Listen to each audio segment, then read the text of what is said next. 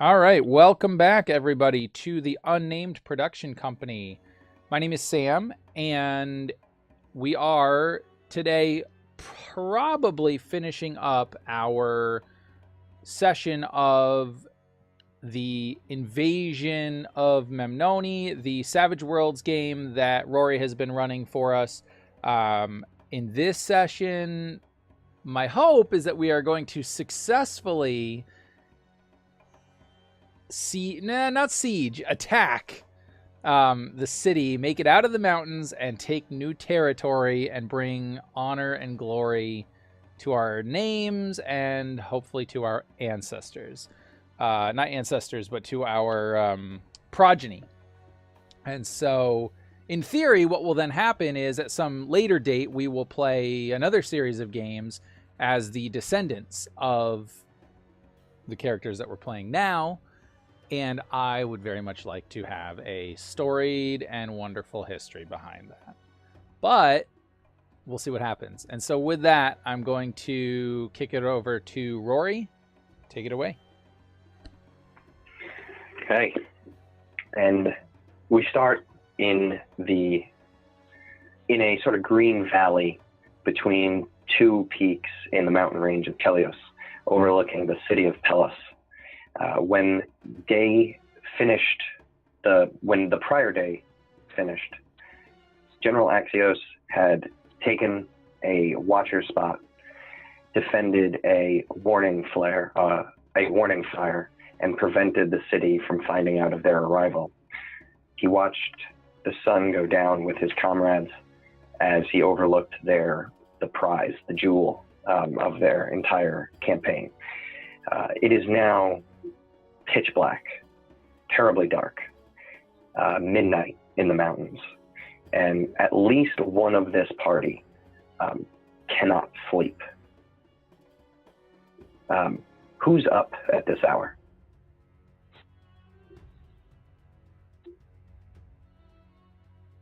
I think I probably would be. I think maybe, I'm worried a lot about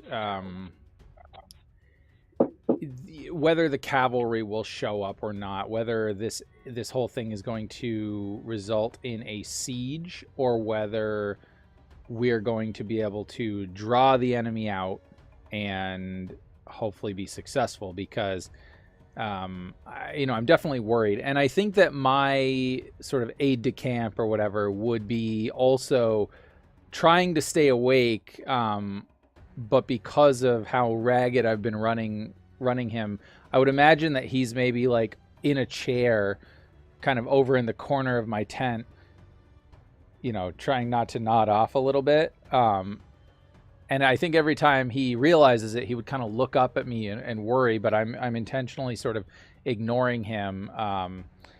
And I think I might have one of the soldiers, one of the platoon leaders or whatever, they would be called in the camp with me, and we would be kind of just whispering over battle plans. And then I think probably what I would do is getting myself worked up with worry. I would look to my aide de camp and I would, snap my fingers or whatever to wake him up, and he would come over and I would say to him, "Go see if General Axios is awake, and if he is, inquire if I might have counsel with him. But if he is not, let him sleep. He will need to be sharp for the battle in the morning." Yes, sir. And the aide-de-camp, sort of already out of breath, it's like he was dreaming of running, gets up and shoots out of the tent. And so he's headed over towards Axios' tent. He does, however, clumsily pass by where Eshe is sleeping, or not sleeping, I should say. I'm not sure.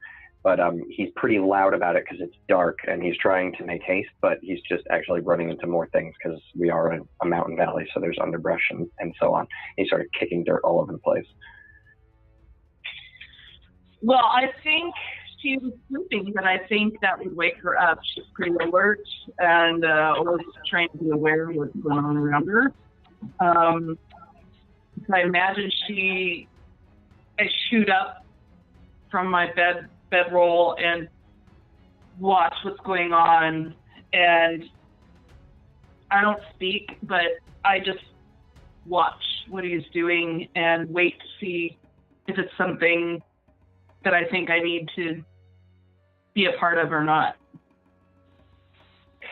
So you see him pass you. Axios' tent is not too far. You had served him for a time, so you tend to stay in his general proximity, I would think. So about maybe 15 feet away from where you sleep, you see Antaes' aide-de-camp sort of come up to General Axios' tent, and you see the two guards sort of put their hands out, and he says something, and they lean, well, one of them, I should say, leans over, parts the tent, and looks in to see if Axios is awake.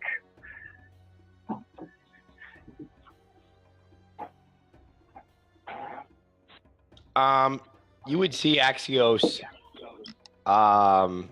He's like in his cot, but he's awake. But he's like, struggling to. He's like light sleeping, so to speak.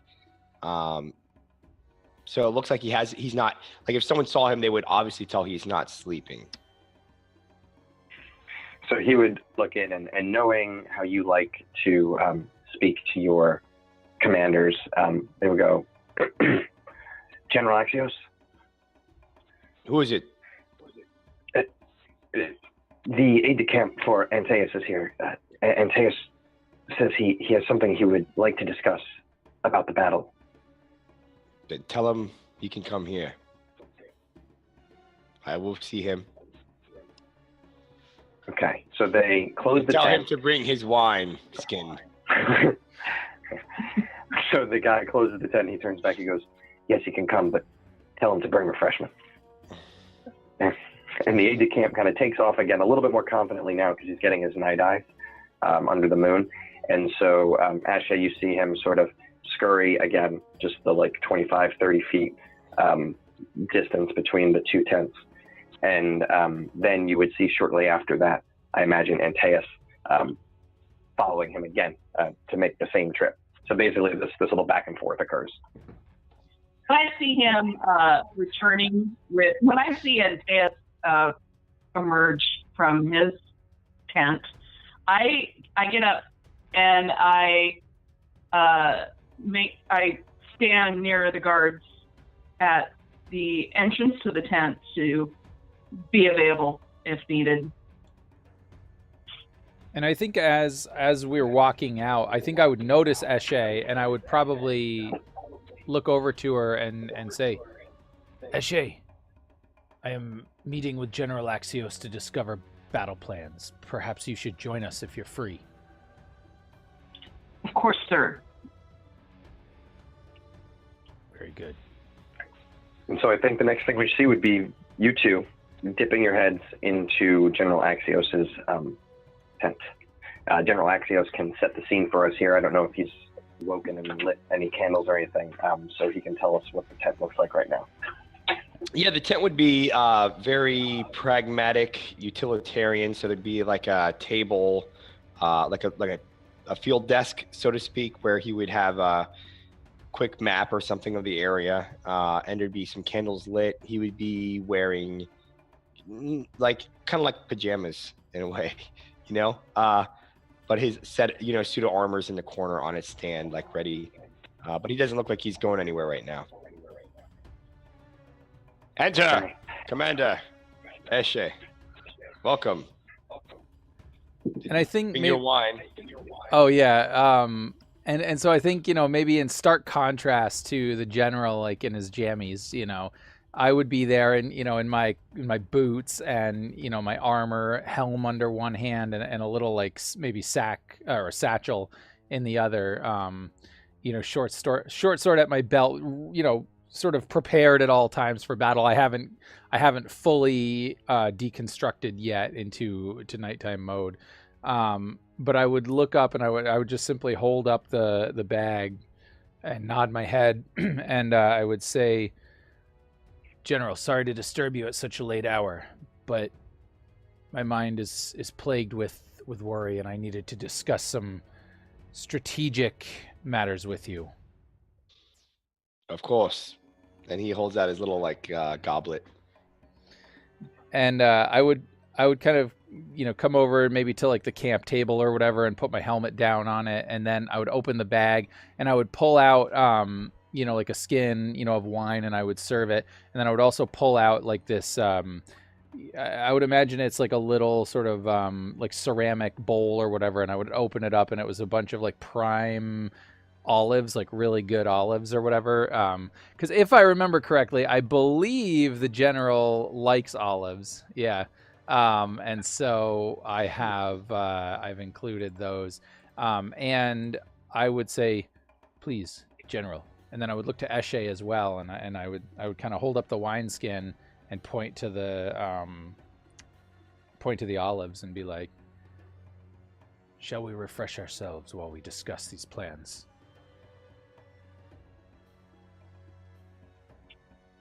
Thank you. Yes. And then I think, as, I pour out some wine into, whatever. Would you say that, like, are the goblets that would be in the general's tent, are they, fairly, like, fine and ornate, or are they more, like, austere, like, like a soldier's cup kind of thing? I think these are more like soldiers, field silverware. You know what I mean? Mm-hmm. Maybe not even silverware. It's like a wooden cup. Yeah. Awesome. And so I think that I would hold it up and I would kind of be looking at it, approving it first, but then I would say, General, as much as I appreciate your taste in dinnerware, I think someone such as your station needs to look into a bit of an upgrade. Perhaps after we are successful on this campaign, you will find something in the city more suitable to someone of your status. We will have the goblets of the rulers of Pellas soon enough. Indeed. I say about that. And I pause for a minute and then I look over to him and I say, General, I am concerned for two reasons. One, we need to send our scouts out to find out where the cavalry is. If they've been traveling across the land, either they will have been too slow or they will have been discovered. I would imagine a foreign cavalry unit would stand out in a land such as this. And if the city is prepared for some sort of invasion, that does not bode well for our attack. What say you? It is true that we must ensure the cavalry is here soon enough, but we do have the advantage of surprise. They do not know we are here. I do not believe they knew an army was marching south. That is true. They do not know we are here. However, if they have been tipped off to the whereabouts of cavalry, that could work to our advantage if they send out forces to meet or to treat with the cavalry. They may not know that they are an invasion force, but they will also likely be going about reinforcing the city. I think we should come up with a plan to see if we can draw them out of the city instead of having them fight behind their walls. If we can draw them out and we can fight them on the field, well, our men have never lost when it's come to battle like that. So I would rather take my chances on an open field than on a siege with no siege weaponry or minimal siege weaponry. This is true. Perhaps, are you saying we should inform them of the cavalry's movements so they can go meet them? Some type of ruse? No, sir.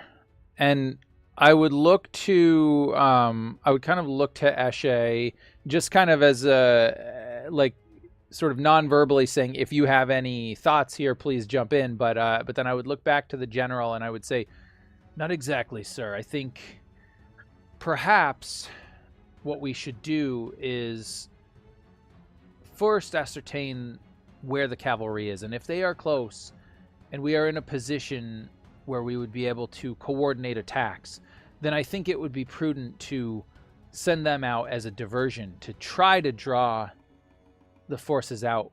And when that happens, when their gates are open, perhaps our army, laying in wait, might be able to storm the gates and enter the city. That would be my plan, but it would take precision. Made a question. GM, for scouting and getting information on the city of Pellas or how far the cavalry is away, how would we do that? Would we send out a scouting party? I came up with a little bit of a homebrew rule for this. I popped it in roll 20, but basically the way it works is you guys have 12 scouts right now. 2 special units, that's Gregorio and Hexos, and 10 kind of standard mounted cavalry units. Not standard mounted cavalry units, sorry.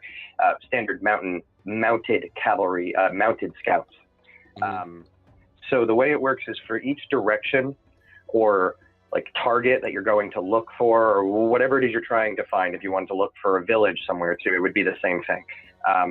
You would roll a d6 if we're starting at the standard, and you would add +1 for each scout you send in the party to go look. If that party is led by one of your 2 special units, it's a d8 plus whatever your modifiers are. And if both of the special units are in that party, it's a d10 plus whatever your modifiers are. So for instance, if you send 4 scouts in one direction and 8 scouts in the other, the 8 scouts going in the other direction will get a d6 plus 8 when they roll. And the other party will get a d10 plus 4.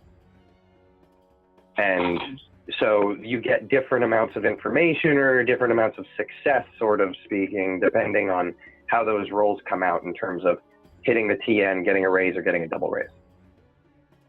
Well, and I think we would know we should know the direction from which the cavalry would be coming, I would imagine.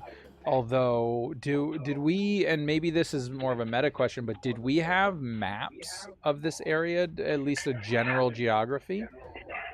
I think really where your maps would have ended were the mountains. Okay. Because you always raided in another direction, and this is the foreign land in a new direction. So you guys are kind of the king might have maps of this area because he's probably sent emissaries, but he probably doesn't share that with the Kyrioses, especially not the ambitious ones.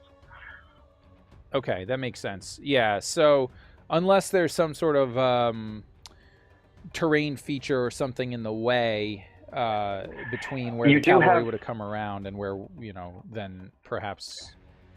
You do have terrain on your side, at least looking for the cavalry. You are in the mountains. Mm-hmm. So knowing the general region, it's not as hard as it might seem because you'll have the advantage of being able to see pretty far out, at least your scouts will. Yeah. So I'd weigh that in. Like if you had not exactly idea where the cavalry was coming from and we're on the same flat ground as them, it would probably be a higher TN because it'd be kind of hard to find them. But in the mountains, I think that kind of balances that out. And you also have Heron. Mm-hmm. That's true. He doesn't count as a scout. However, I would be open to clever uses for him to add modifiers to something or something like that, because he might be a little more familiar with this territory than most. Yeah, absolutely. Yeah. But yeah, so I think, I would probably be waiting just to see, kind of deferring to the general and waiting to see kind of what he says or thinks.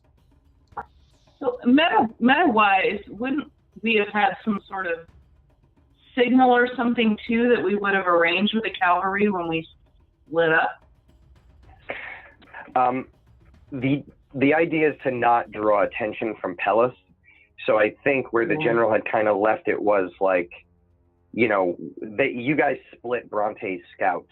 So I think the kind of implication was that the scouts will find that the 2 scouts from each party will find the other groups and you'll link up that way. But you didn't actually, as I thought about it while planning the session, he didn't actually give explicit instructions as to how he was going to reunite with his foot soldiers. Yeah, I think the standard would probably be to send the scouts out to find each other. Yeah. Then, Commander, I think we will send out scouts to the west to link up with the cavalry and perhaps another set of scouts to see what the defenses of Pellas have in store for us. We could send one of our best scouts with one group and one of our best with the other. Split them evenly, do you think it is unwise? I think that makes a lot of sense, General. And then I would look to Eshe and I would say, Eshe, you were with the scouts. You led the sortie into the mountains. What is your opinion of the scouts? Do you think one commander or one group would make sense to root out our cavalry and perhaps another to go ascertain or to gather intelligence on the defenses of Pellas? And Ashe, you would remember that, let me make sure I'm using the right names here, but I believe it's Gregorio. Yeah, he's a better scout than fighter, and Hexos can really hold his own, but is getting a little bit older, and you noticed him squinting his eyes a lot when looking. He's maybe not got the eagle eye that he used to have, but he's a superior fighter to almost pro scouts. He's a really good fighter. Well, Gregorio and Hexos are a very good team together. You have Gregorio is a very good scout, but Hexos is very good fighter. If they get into trouble, as we did in the mountains, in the sortie, a good fighter would be wise. So it is... Haran cannot be overlooked either. He knows this land so well, and he is very clever. He's very clever. Are you suggesting keeping them together?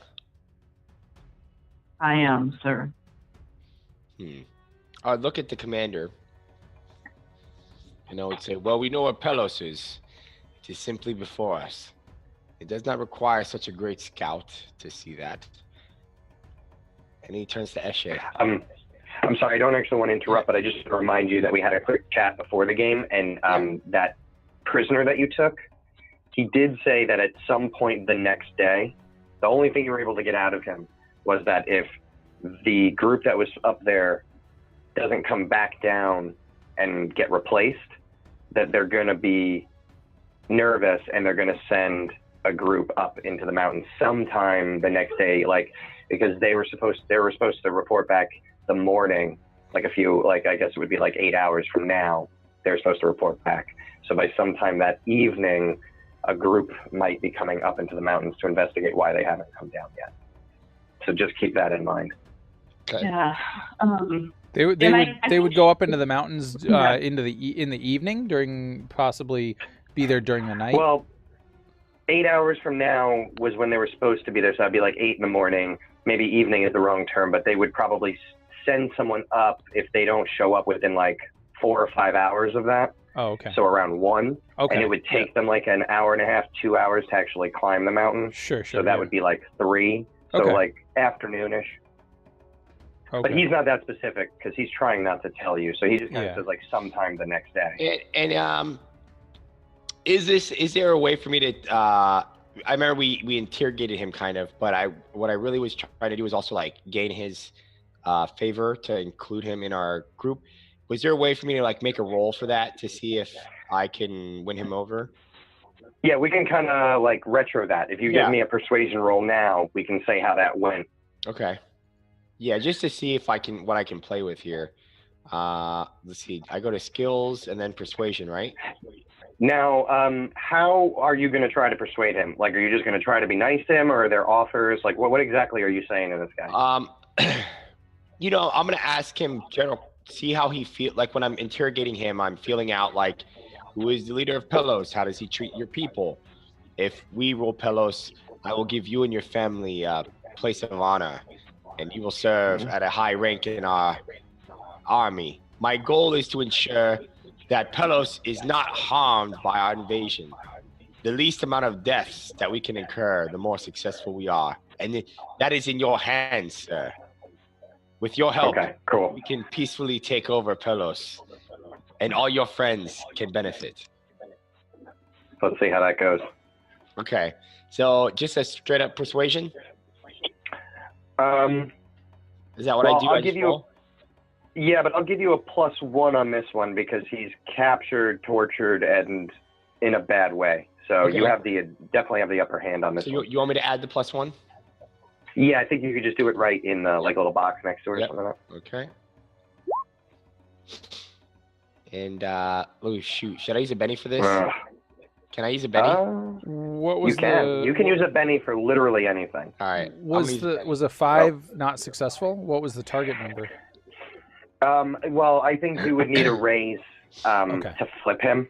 Yeah. So 4 is the TN, so 8 would be the actual target, Yeah. really. Yep, I'm gonna do a Benny here. Oh yeah. Oh. Okay, so yeah, he is really when you had mentioned the family, like it's normal for city-states to attack each other. Some city-states do it with a little more aggression than others. Some you like to incorporate the old guard into the new guard. Some don't. He believes that you're going to give him and his family a chance when you guys take over. And seeing your position in the mountains and your numbers, he's worried that you will win. And he doesn't see the harm because if you lose, you're probably going to kill him. So, what's the difference? So yeah, you end up flipping him, which means actually you will know exactly like within an hour of when that sortie would be coming up the mountain. So you know it'll be right around 3 or 4 o'clock. Okay. And what can he tell us about like the defenses? Can we get that from him? Like Yeah, so I think he's just a standard kind of soldier, but he's a watchman, so he's like a little bit higher position. He knows some things. He knows that their walls are really no more than wooden palisades. But in this area of the world, it's in vogue to like plaster them to look like solid walls, but it's really just plaster on wood. So it looks white and impressive, and but it's only really 12-foot tall palisade. And you know that the enemy has roughly, I mean, he doesn't know exactly to a number, but he knows that. Sorry, I'm looking at too many names. Where'd he go? It's ruled by King Arson, and Arson has roughly 50 archers that watch the wall. He has 3 bands of spearmen. They do not have a lot of horses in this region as of right now, and they only have 1 unit of cavalry. However, they do have 2 units of landed swordsmen that live within Pellas, and also something that you have never heard of, 2 units of hoplites. Oh shit. And he explains that he was a hoplite. So then he kind of explains what a hoplite is. It's just like, really, it's just kind of the soldiers that you're used to, only on top of carrying a short sword. They're trained to use sword and spear together, one-handed spears, so the same length as yours, but they like rest them on their shields and they kind of work together. He just kind of explains how, the way you saw him fighting with a single spear and a shield. That's their fighting style, and they're really good warriors. And he also mentions, but shudders at the name Argos, their city's champion. Okay. So we're outnumbered, obviously, because we have... No. Well, you guys alone are outnumbered, but definitely not you guys plus your cavalry. Yeah. If the cavalry and the army come together, you outnumber them, I think, 3-2. Okay. Do you guys have any questions for him? Well, I assume this had all taken place sort of prior to our meeting, right? Yeah, but I don't know. So I have to let the general say, I don't know who was doing the interrogation or who is privy to the information. That we know he was there because he persuaded him. So Axios, you'll have to tell us who else knows all that information. Yeah, I would have shared that with my commander, and I want to say Eshe was the one beating the shit out of him. Yeah. Not beating him up, sorry. Because you know what? We didn't harm him. Like, she was just intimidating, and she's, she's very scary. Which makes sense because she was the one who sort of beat him in battle anyway. Yeah. And I turn and I say, look here, a slave who is now free because she has joined us. Good things come to those who serve in our army. We are free men and women. That's a good one. Nice. She's free. Not everyone is following your band is free, but she's free. So I would maybe then look to the general and then kind of look back to Eshe, and I would say, General Axios, I think if we cannot ascertain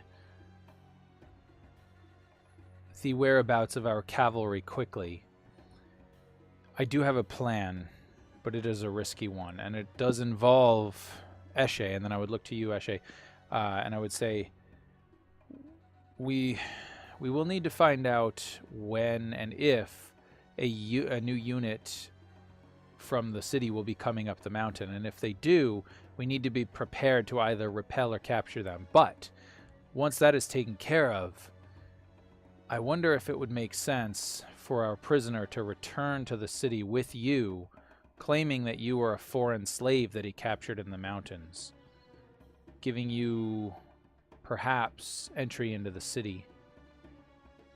If we feel that we can trust him, or at least that we have enough sway over him, he might be able to act as eyes inside the city and perhaps opening the gate if we cannot otherwise persuade their soldiers to do so.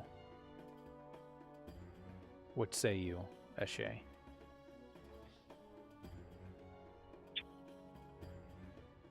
I like the idea of the general infiltrating the city. However, I would not want him to do it without protection.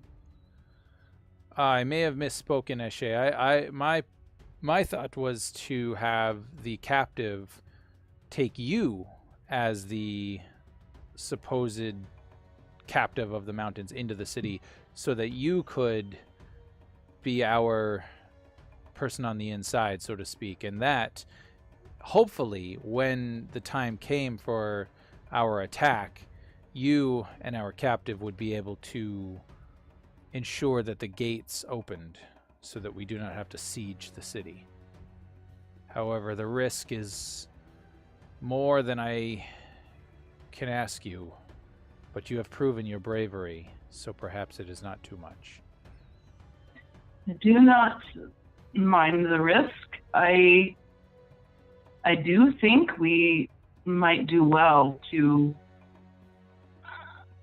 ask our new ally what is likely to happen should we enter the city in that manner. I can certainly sneak in and gain access with or without him, I suspect. But we wouldn't want to be in a situation where I cannot be evaded. We'd want to be fairly certain that we would have free reign. Yes? Indeed.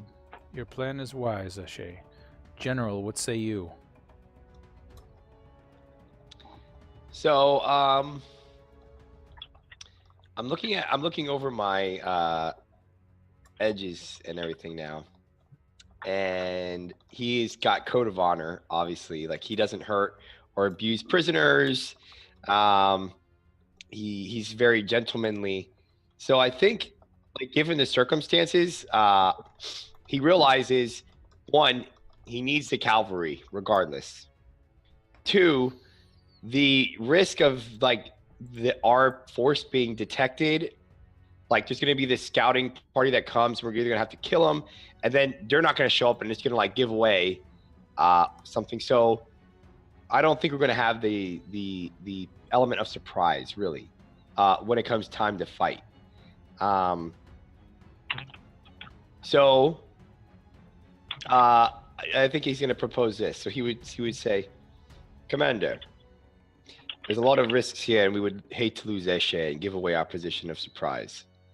But we can do the noble thing and show the people of Pellas, who we will soon rule over, our true virtues and honor.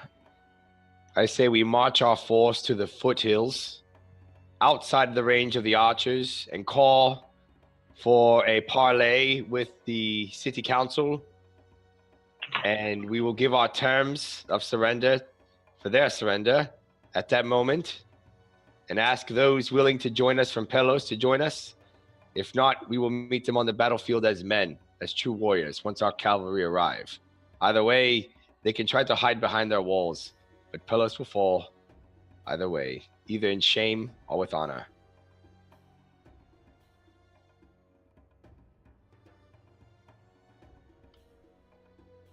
And we can or we can also challenge their Argos and Eshe.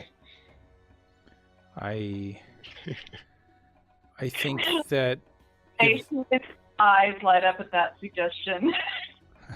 well, and seeing that, I would jump in and I would say, General, if it comes to that, I request the honor of dueling their champion one-on-one. Who does the general know is the better fighter, meta-wise? Oh, I don't know. Yeah,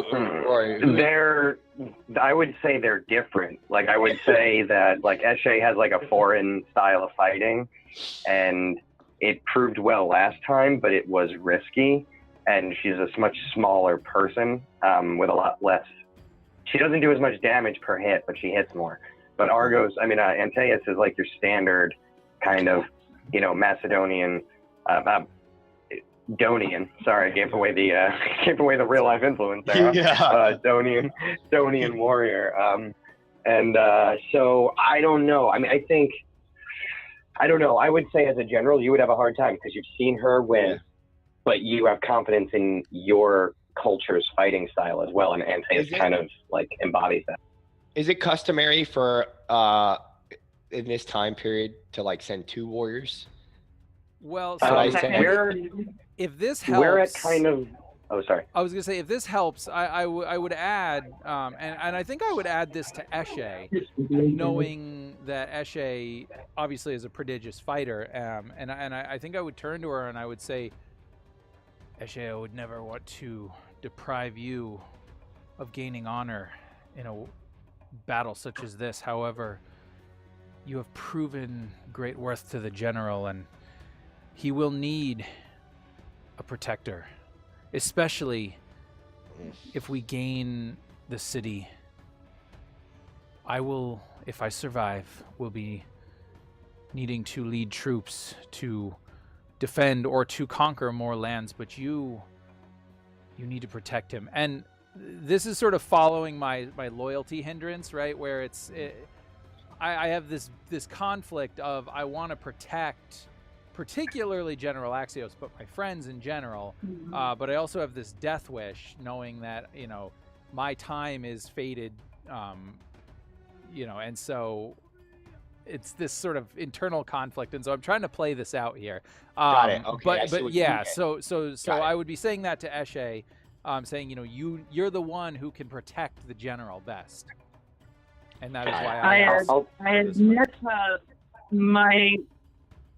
I am reluctant to entrust the protection of Axios to anyone else.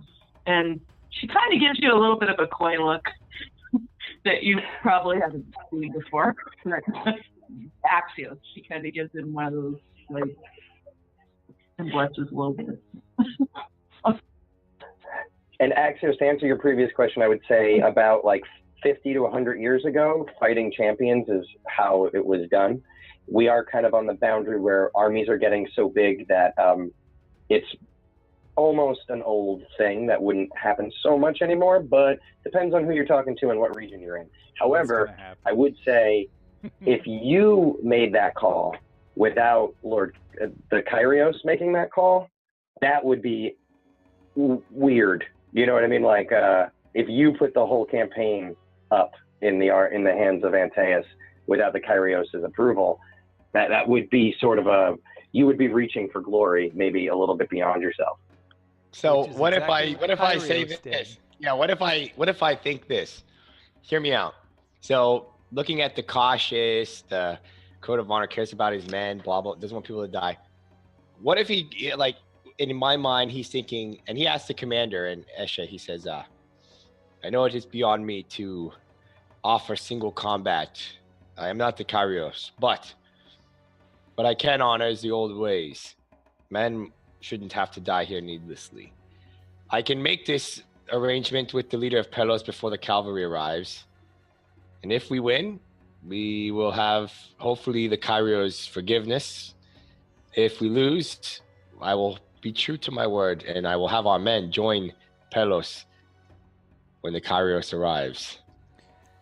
And I would say, I would look somewhat surprised at this, and I would say, General, it may not come to that.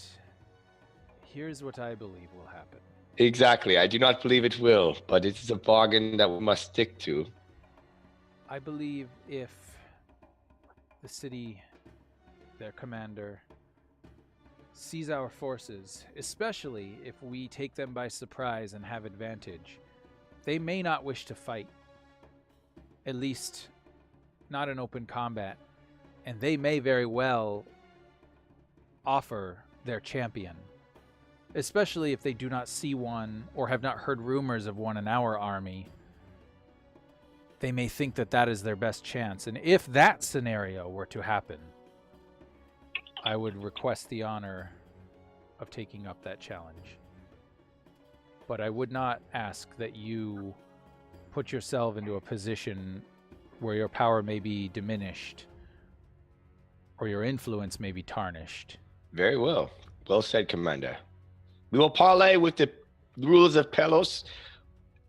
We will set the stage for when the cavalry arrive. We will let the Kyrios make the final call. Okay, so as the wine kind of finishes out of the flask here, do you send out any scouts in any directions, though? Or do you plan to? Should I? Yeah.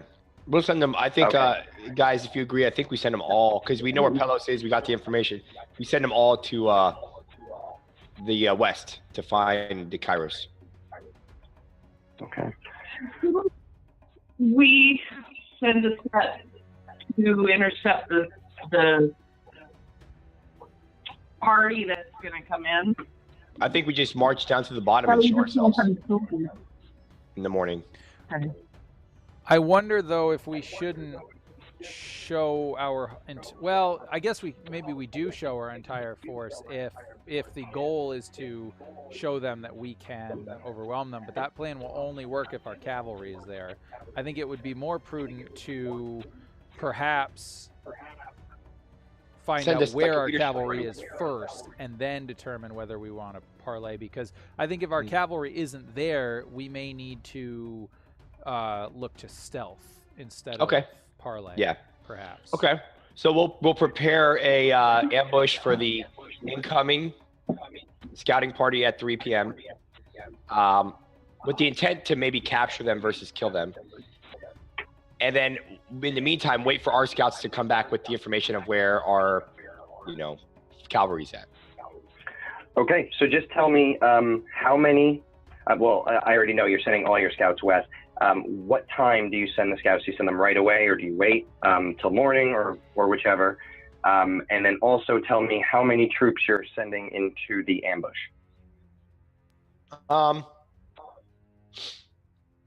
We're gonna. You guys think when in the morning, dawn for the scouts? Yeah, I don't know that it's prudent for them to navigate foreign lands at night. Yeah. All right, so dawn, and then 3-to-1 ratio for the ambush. I would ask the scout guy, our new ally, how many would be in that party, and I would triple our force. So he would tell you, he would know this is kind of standard. It's basically, it would be like 10 scouts with like a small party of hoplites as their defense. So probably 5 hoplites. It's probably a total of 15 units. 10 as being more scouters than fighters, and 5 as being really solid fighters. Okay, we would triple it. Yeah, Okay. and I would make the 45. recommendation, should Eshe approve, that she lead the force, since she acquitted herself quite well the last time. I concur. Awesome.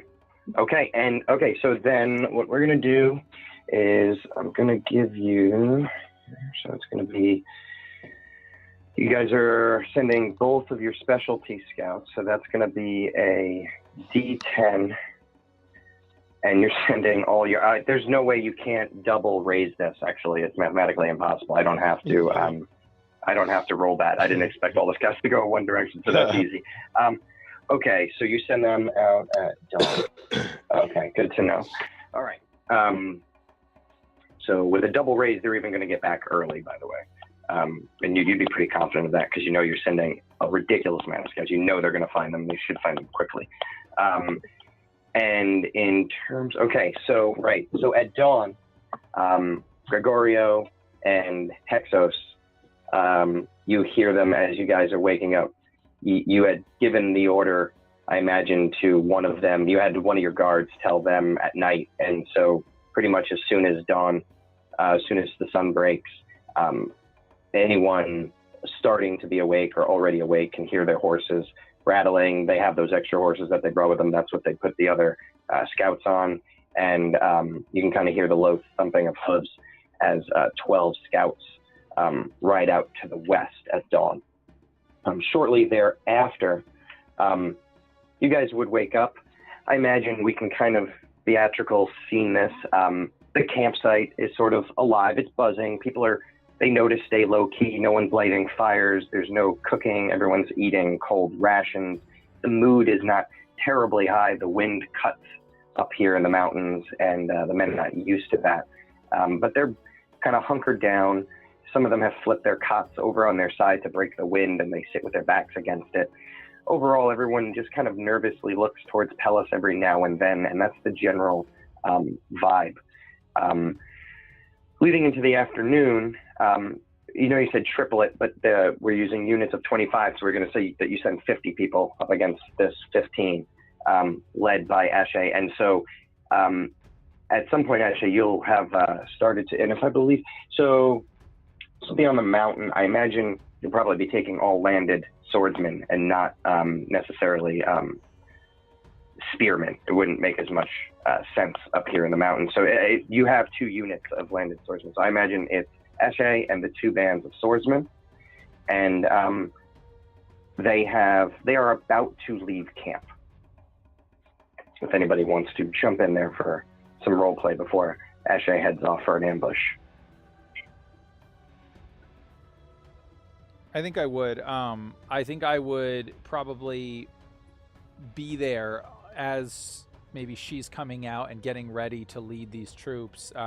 Looking pretty haggard at this point. I think you would recognize, Eshe, that I got no sleep the night before, or very little sleep, and I would be there. And I think as you are preparing to lead the troops, I would just say, Eshe, you've proven yourself to be a fine fighter, and you are proving yourself to be quite a leader.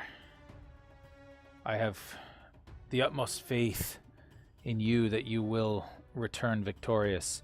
If you can return with captives, that would be the goal, but if not, do not let any escape.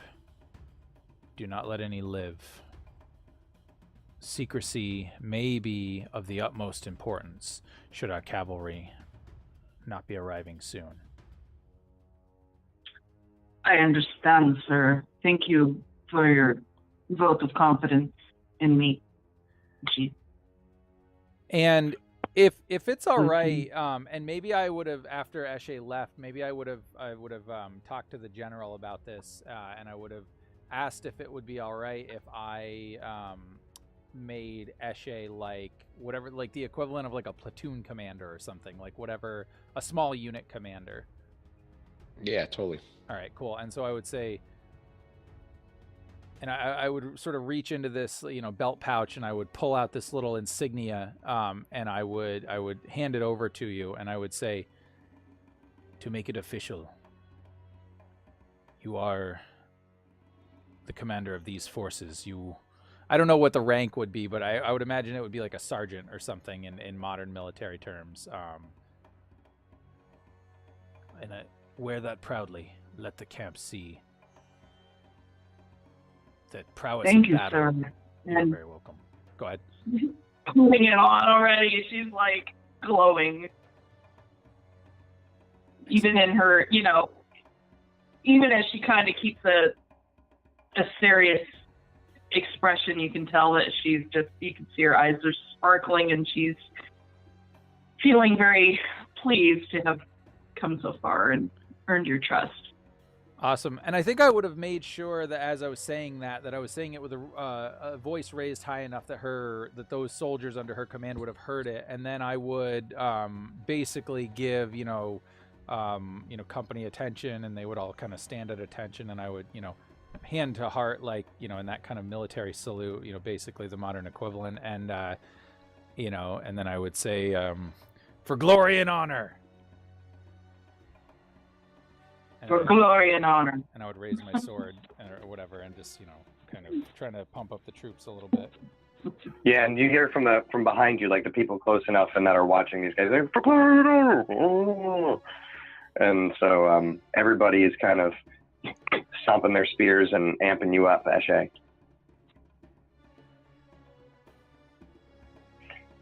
And That's so not if you... Sorry.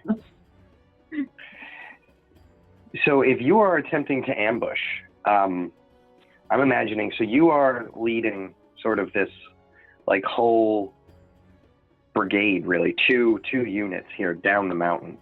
Probably left like an hour and a half before, you're going to try to move into place.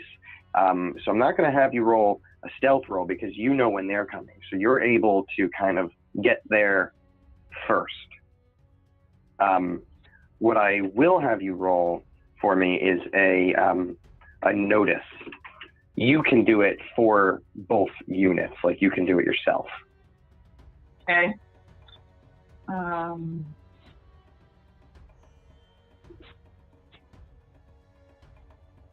Oh wait, that's just there.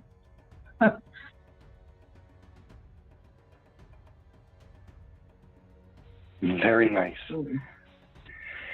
Okay, so Eshe, you were able to spot these scouts, and just as the captured Pellasmen said, there are 10, you think, and you can clearly see the shinier armor and heavy clankiness of the hoplites behind the scouts, and they are moving up.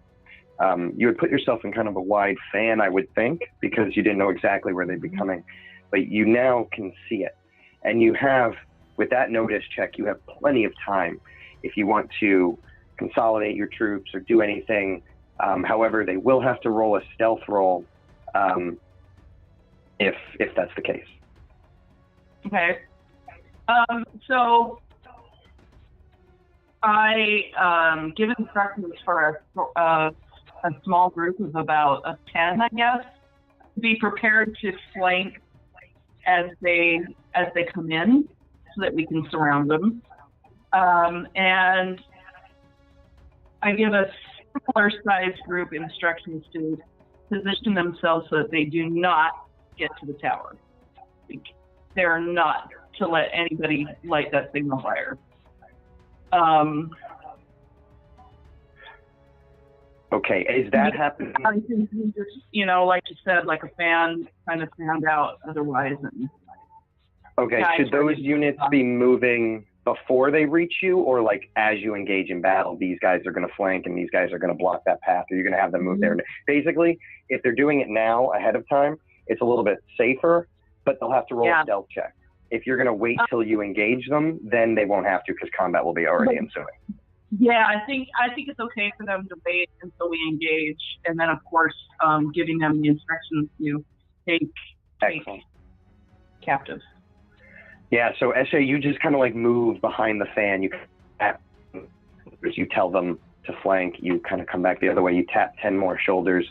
You tell them to make sure that nobody comes past this point. And so, yeah, I think that's a great tactic. So we're going to actually do a little mini mass battle here. Eshe, you're the general. What you are going to do is, it is 10 units against 3. So you are going to get a +7 modifier. You guys knew this attack was coming. You have lots of advantage in this case. I'm also going to give you a plus.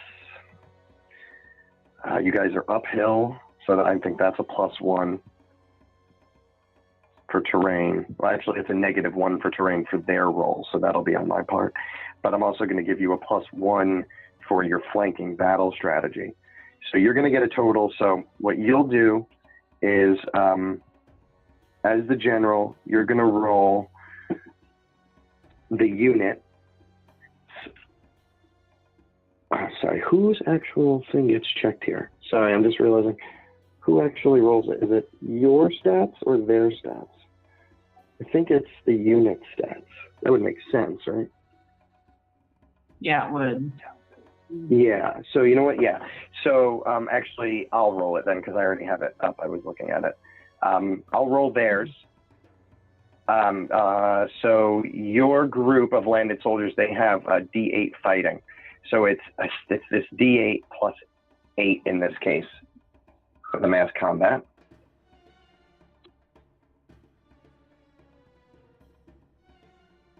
It's not that great, but it's not bad either. Wow, that only rolled a... Wait. It says +0, right? It does, yeah. Oh, no, then it says modifiers applied. Yeah. Right? Yeah. Sorry, yeah, okay, I'm looking at it. Yeah, it rolled a 3. Okay, that's right. You can hover over the 11 and see. You rolled a 3 and then +8. Okay. Yeah, so that's an 11. And I'm going to roll for their scouts. And that is just a basic soldier.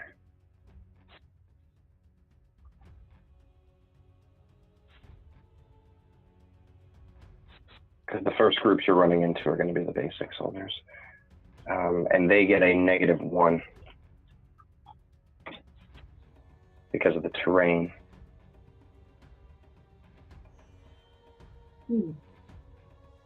8. Wow, unbelievable. I don't actually know what to do in that case. Let's just roll again, I suppose. That's a 4. That's good. That's right, I already have nothing.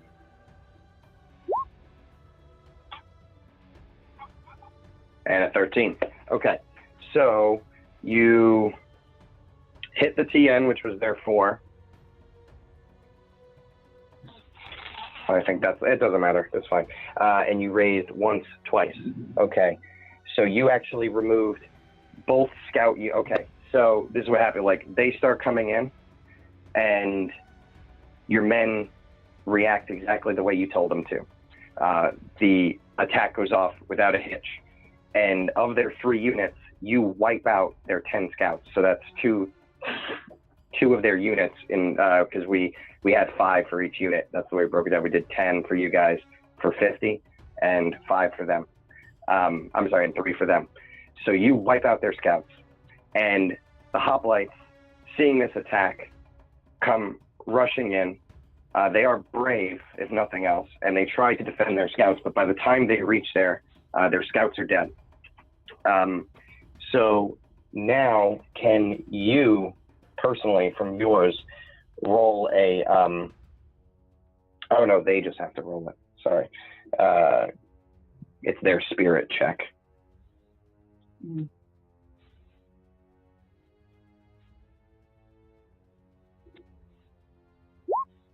Break their spirit. Yeah. Wear them down. Okay, so yes, they waver because that was supposed to have a -2 because they lost 2 tokens this battle. So the hoplites, they come running in at first, but now they stop, seeing your numbers through the trees, and they start to get a little wobbly kneed, and they start to flee. What orders do you give your troops?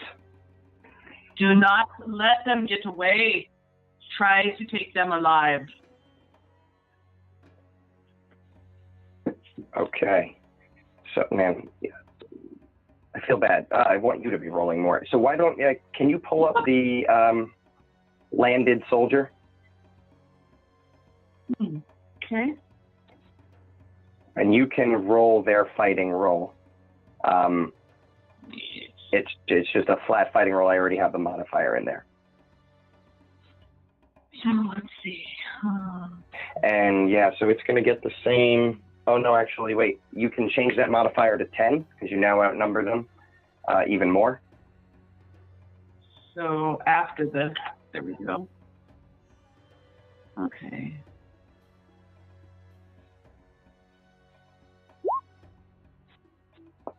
Nice. 19. And they are fleeing, so they can do no damage to you. So that means it's going to be a flat TN of 4. So you far and exceed that. Enough so that, yeah, I'll say that you only end up having to kill one of them and taking 4 more hoplites captive. Nice.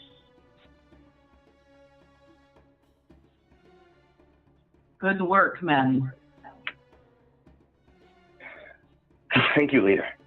Platoon, I don't know, we need a word for that probably. But thank you, platoon leader. As you can see, we've captured 4 of them. And they sort of thrust them onto their knees in front of you. We're going to restrain them and keep an eye on them. Now, Meta, is the rest of the group going to be meeting up with us, or what was the plan? I wouldn't think so. No, you were ambushing them. Yeah, I think probably what your directive would be to resolve the ambush in whatever manner happens, and then return to the main Return to camp. Yeah. Okay. Wow, that went fast. Okay.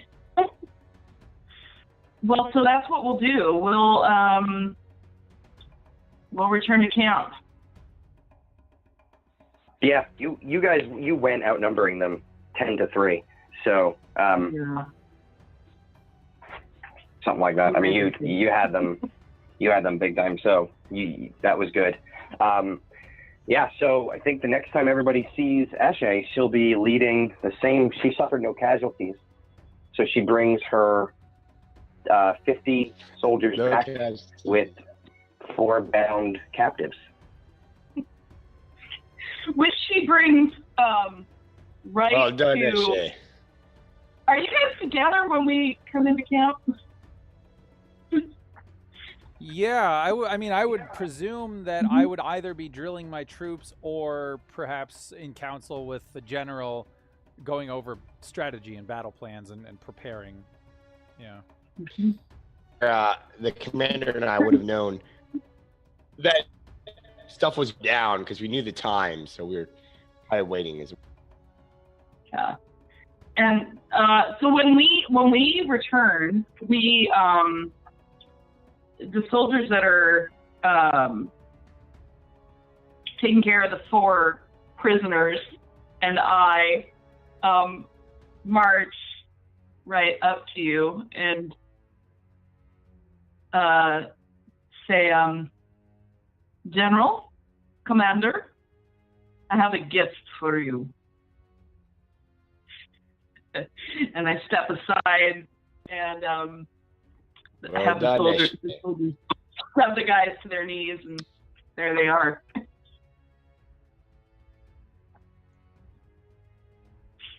And I would wait to Are see they what bound? Axios says. Yeah. Sorry. I think they're bound. Yeah, I think they're bound and also Yeah, are they like bound? threatened to each other. You know. To make Anthony, it are you able harder to hear So I would have that scout, that the Pellas scout, like in the tent with us, and he would be, I'm assuming, like he would be well dressed.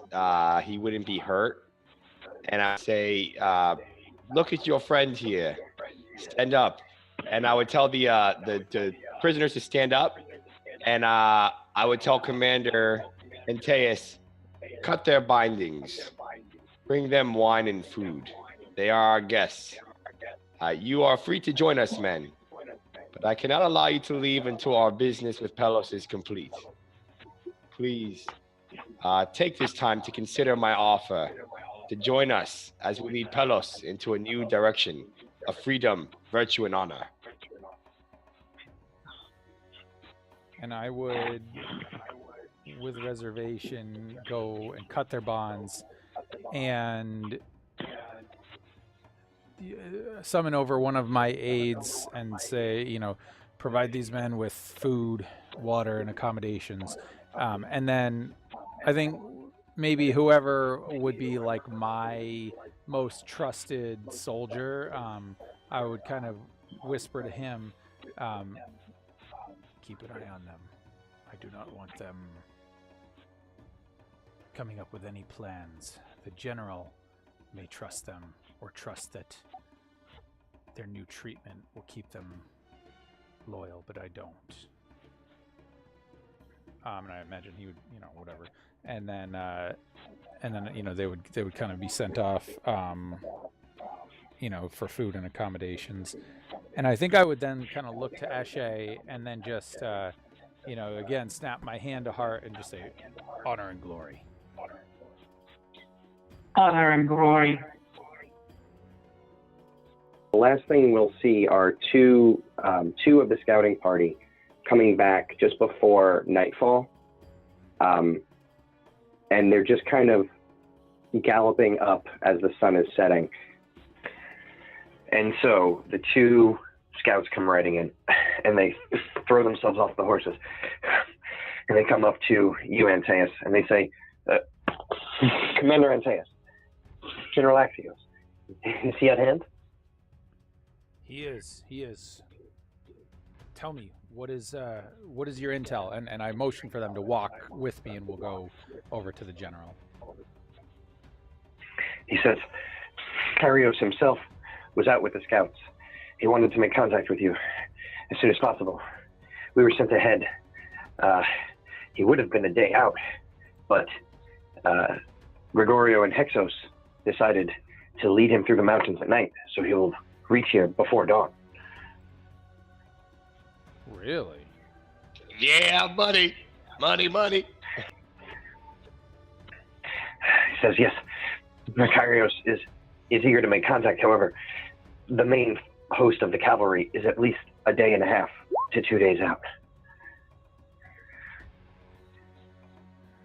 That does not bode well, but it is not the worst news. Yes, we must indeed inform General Axios and see what his plan is. And I imagine we would go to General Axios and I would say, men, report to him what you reported to me. And they would repeat the same thing, but without breathing so heavily. Now, when you say that Kyrios will be here, he's coming tonight? Yes, he was with his own scouts. They were going to stop at the base of a valley not too far out for the night, and then they would have probably been here sometime in the afternoon. But he was in a rush and demanded that Gregorio and Hexos lead them through the mountains at night so they could reach here before dawn. But his main force is 1.5 to 2 days out, correct? That's what he says. Now, then we shall prepare a feast in his honor. Prepare the food for him and refreshment in a tent, I tell the men. Thank you. And So they will leave.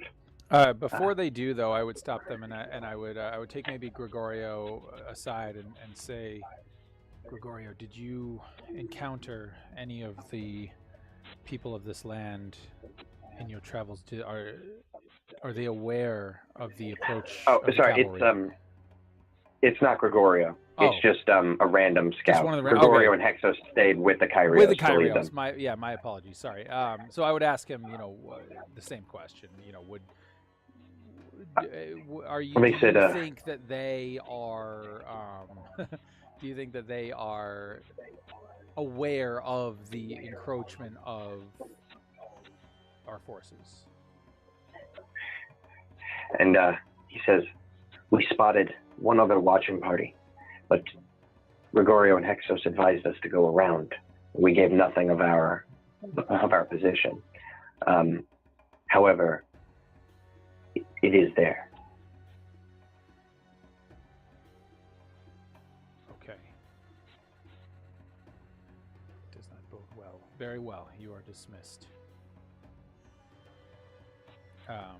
And I would, I think I would return to General Axios, and I would say, while preparations are being made, we obviously will need to let our scouts rest and recuperate, but it worries me that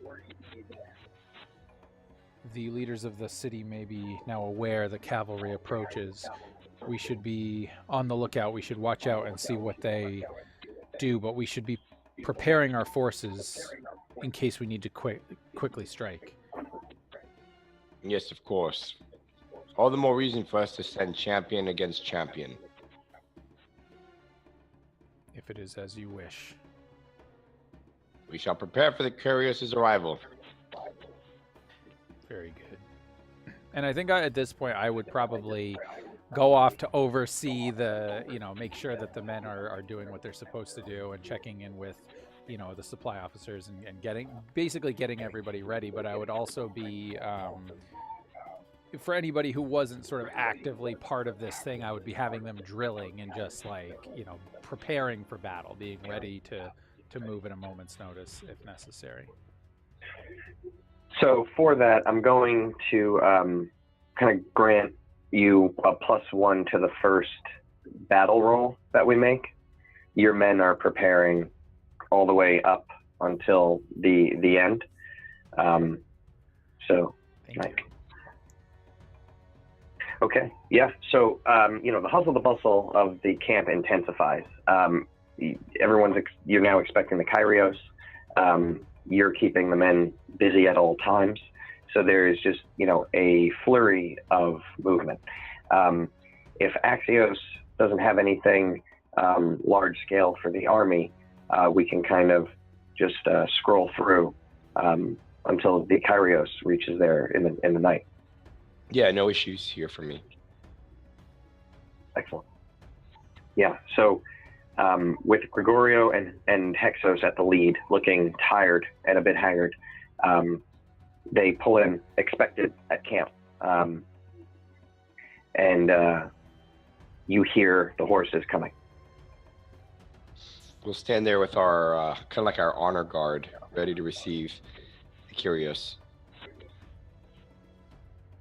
The important commanders and everybody come out, and they're waiting as 12 horses ride up. The Kyrios and his aide, and the 10 scouts that were remaining in the party that did not return yet. And the Kyrios is quick to get off of his horse. He's a young man, as you know, and he comes walking straight up to you. And he says, "General," and he sticks his whole forearm out. I grab it. Kyrios, it is an honor. This is a clean camp. You've done well. Yes, I hope your travels here were safe and that your men and cavalry are ready for battle. They are. I fear Bronte's men were not as disciplined as they should have been and are dragging the army back. But they shall be here, I hope, by... Sorry, I'm figuring out what time it is. Yeah, he's saying the morning of tomorrow. Oh, okay. So he's saying that he thinks their army will be here by tomorrow morning. Well, yeah, because that's a day and a half from when the scouts Got it. come there a few hours earlier. Sorry. Okay. No, Yes. I'm looking at a timeline. You're not. You know what I mean? Yeah, I get it. I'm still putting the time in my mind. Okay. There is one thing I have thought long and hard about while we were here, and it is if we are to take Pellas, we must show that we are honorable men, true and virtuous, and must do as little damage as possible to ensure that we can thrive beyond our initial occupation. I suggest we use the old ways, the old tradition of sending our best warrior to meet theirs in open combat, to save the lives of all the men and women, which we will need to build an even greater land for ourselves. He shakes his head. Axios. The ancient ways were good, but I don't mind offering it. However, I wouldn't expect Pellas to take it, because the key to the success of this battle is going to be surprise. We want them not to know that we outnumber them so badly. And if Pellas does not know that they are so badly outnumbered, what cause would he have to give up his fortifications for a champion-on-champion fight? This is true. Perhaps we can do this the honorable way without surprise. Think of the army we will have combined if we win, and we can take further lands southward. It's not. He chuckles and goes, "Come, we should talk about this in and bring only those you trust." Of course. Commander, Eshe, this way. He kind of looks for a second, and he's surprised. He's not surprised. Like, he knows that Eshe won against Bronte, but it's still weird to see a slave and a foreigner like invited into general's quarters. But he's like shakes his head. Yes, that is well. And he kind of heads off in front of you into your own tent. Of course, he's the Kyrios. Oh, and I would bring the Pellas guy, the scout. Gotcha. Not just that initially to like say this is a guy from Pellas. You could talk to him. Yeah. You know. Yeah. And then kick him out when we talk about sensitive stuff. Right. So I think so. He comes in and he goes like to your table and sits in the chair and turns around. As you're kind of like, I think, kind of tossing. No, you're nice. So you kind of bring him in, but you kind of like then lean over and I don't know actually if you would do this, but I think he should kneel in front of the Kyrios. So you would probably whisper like, "Kneel," and like, but you wouldn't kick him because you're not that way. Yeah, no, I'd say kneel, and I would say Kyrios. This is one of our newest additions from Pellas itself. Proof that we can gain more without shedding blood.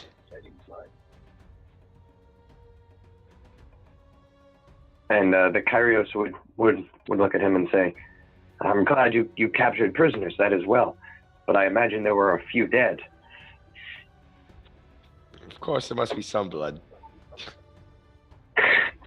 And he goes, "There must." And he looks at the man and goes, "What have you learned from him?" And I'll relay all the information that we learned about all the jazz. He says, "Yes. Did he happen to tell you about the other watcher tower? Not 3 miles that way?" And he kind of points back to the west. He did not. And he just goes, "Send him out of here. We must talk." And at that point, I would physically go over. Oh, okay. Well, so I would physically go over to him, and I would be like roughly preparing to pull him out. And then, as the Kyrios says, "Don't kill him," I would like kind of take my hand off my sword or hilt, and I would sort of push him outside, and you would hear like a and then you'd hear like a sharp whatever, and then I would come back in. And what I would have done was I would have had one of the guards escort him to be kept under guard and in prison. And I don't care what General Axios has said to this guy at this point. Like he's gonna get a beating more than he already got. So, and And just to be clear, you turned him after you were like done interrogating him, so he didn't add extra information on. He was trying to keep something in his back pocket in case he had to run somewhere. He didn't know you guys were waiting for more people because you obviously didn't share that with a prisoner.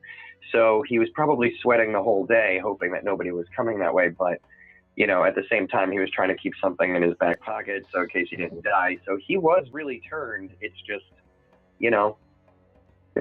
Yeah, he'll be all right. Cannot trust these foreigners. And I would return to the tent at this point looking just livid, but I would remain silent. And the Kyrios would say, Axios, in all honesty, it is well. We will want to keep some alive. I have certain plans. So, I know I just made you general, but I want to take the bulk of your men.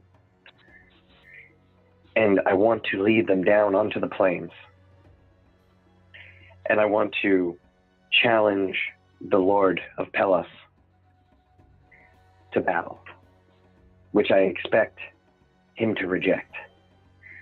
However, we may just scare him into doing something foolish, like coming out, in which case you could lead your men down the mountain, the rest of them, and pinch them before they try to get back into their fortifications. If we can get them to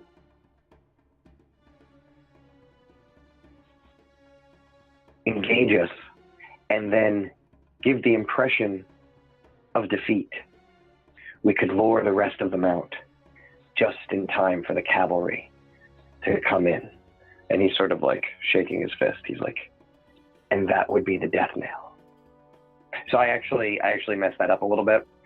He meant he engages them and feigns defeat, and then we come in at the same time as the cavalry. That was what he was saying. Wow. And I read my script wrong. Yeah, that's fine.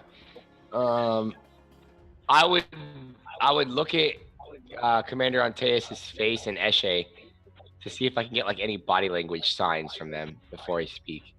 I mean, that's largely Commander Antaeus' plan, right? I mean, in a way, what he was saying was, yes, create some sort of way to get them out of the city so that we could then attack. So I'm mostly okay with that, but I think you would sense that there's some unease and maybe something unspoken there that I'm portraying. Eshe, what do you look like?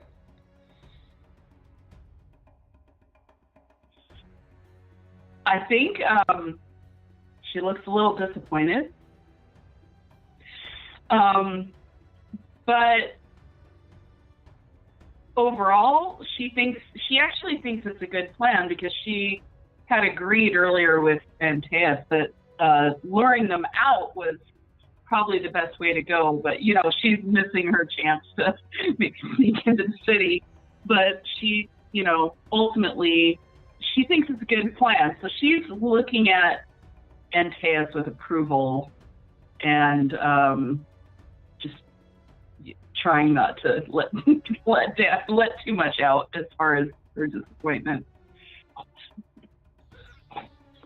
I just want to point out, Axios, you would know that this would mean a lot of casualties for your men.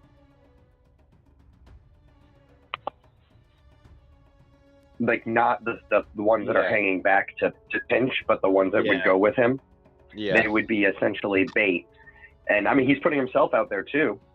So he's not hiding behind them, but he's definitely going to use your men for some tactics that are going to get a lot of them killed. Yes. Kyrios, if I may, I understand your plan and I understand the wisdom behind it, but many men will die. It will leave us vulnerable for a counterattack, possibly from neighboring city-states, rivals, and create bad blood between us and the many fallen. And it will require us to use deceit and to feign our enemy and trick them. But if we show our true force, we will set the city of Pellas with one option: send out their champion, or face us on the battle as honorable men. In doing so, I'm confident we will still be victorious, but the people of Pellas will appreciate our honesty and our honor. And at that time, all we must do is slay their leader and show him as a coward he is, and perhaps the army will join us. But if we slaughter their entire army, there will be none left to absorb. I ask we reconsider the options so that we have a plan that lasts beyond tomorrow. Kyrios kind of cradles his chin. Says, as I said, I have no problem with offering them a battle of champions. I don't expect them to take it, but I'm glad to give them the offer. If they do you have someone you'd recommend? He turns to Commander Antaes and he says, our Commander Antaes.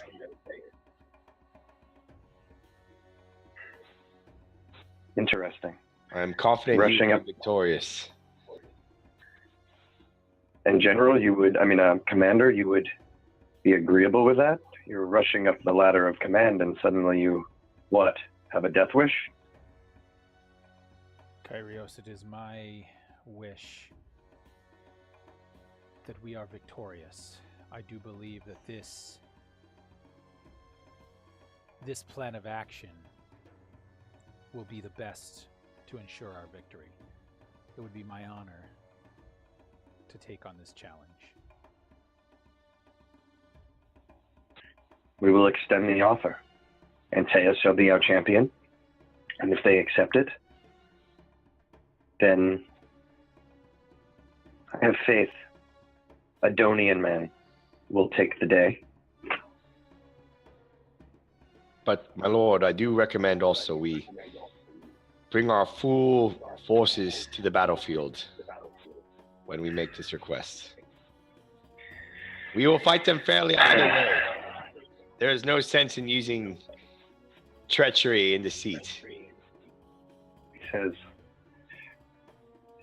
deceit is one thing, advantage is another. I will give you this, General. The wisdom of your plan demands I grant you some concession here. We can bring down all the foot soldiers, but the archers need to remain on the hills where they have the advantage and further from the battlefield, and preferably out of sight if we can manage it. There's no reason for me to play all my cards, I think. Very well.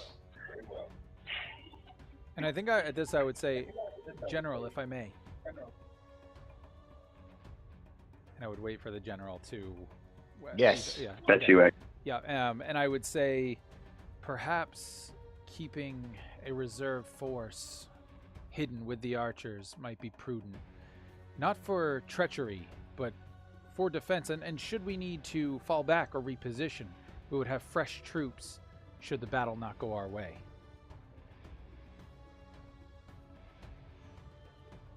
Are you saying we will retreat? Not retreat, sir. Tactically redeploy. We will... in every battle, things go unplanned. We cannot fully prepare, but it is prudent to keep reserves. Not a great force. Very well. We shall leave a band of soldiers back with the archers. Very good.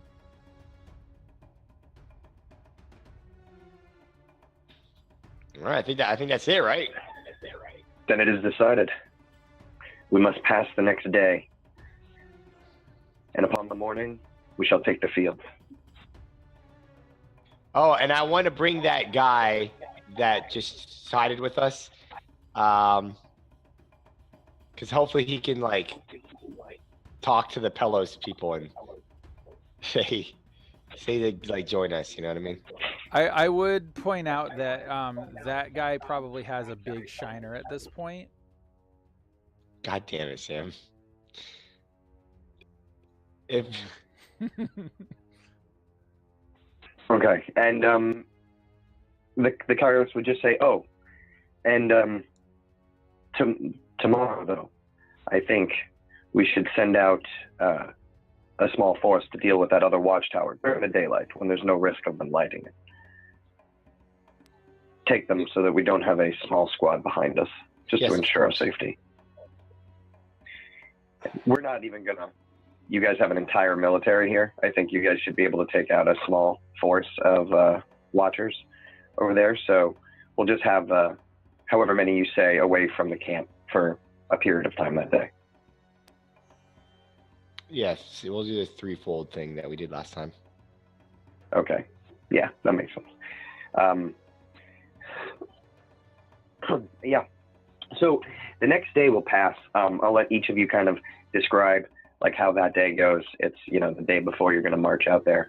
So, you know, let's go Eshe, Antaes, Axios.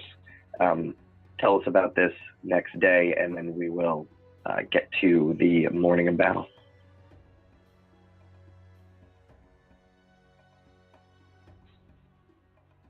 You're muted. Eshe can lead us off. I think you're muted, SJ. Oh, I am still. Sorry, I thought I had already unmuted. Yeah, Eshe, I think, spends the day, the bulk of her day, like making sure her equipment's ready to go, cleaned, you know, no like kinks in the chain of her flail, or, you know, just making sure that everything is ready to go. And maybe even, I think even checking in with Axios to see, with the change in plans, where he wants her to be that day. She, I think, would express to you that she would like to be in a position to keep you protected, unless you have need of her elsewhere. I think, yeah, we made her like a sergeant equivalent, you know, a little squad of her guys. I would imagine she's now in charge of like my little honor guard, like Awesome. the little elite squadron of people that protect me. Cool. I have a quick question, Anthony. Do you imagine, like, would General Axios have some kind of like symbol or emblem that would sort of represent like him or his nobility or his house or whatever? And if so, what would that be? I imagine we would, right, Rory? That's for the times, or would it be the That's house? completely- Would it be Yeah, I mean, we definitely in all regions that I've known of, there's always something. It could be colors, it could be an icon. To give you like Oh, this I got whole it. region, Yeah, like yeah, yeah. their kind of sub thing is like food and potion, like mixing things Yeah. together. That's kind of their strength. So it's a banner. It's a banner, and the cloth is like a Merlot red, like a wine color, and then there's like an olive like embroidered in it. Awesome. The olive. Fantastic. Okay, so then I think what I would do, and if it's all right, I'm going to take a little bit of narrative license here, Roy. Yeah. But yeah, okay. So I think what I would. Perfect. I think what I would do is I would actually maybe sort of near the end of the of whatever Eshe was doing. I think I would show up at her tent and ask if if I could have a moment alone with her. And presuming that she says yes, I would present her with a short sword that I had made, and on the pommel would be basically if I would have access to a ruby, I would like to do that, but if not, it would be a red shaped stone of some kind or glass carved into the shape of an olive. And I think the scabbard would be kind of decorated in the colors of General Axios. And I would present this to her, and I would say, Eshe, you have proved yourself in battle. You have proved yourself worthy of the task of defending our great general. I present this to you as a token of his, of being. So I'm trying to think of the right words, but basically a token of to show that you are his most loyal protector, and should you need to, hopefully this will defend you and defend the life, allow you to defend the life of the general.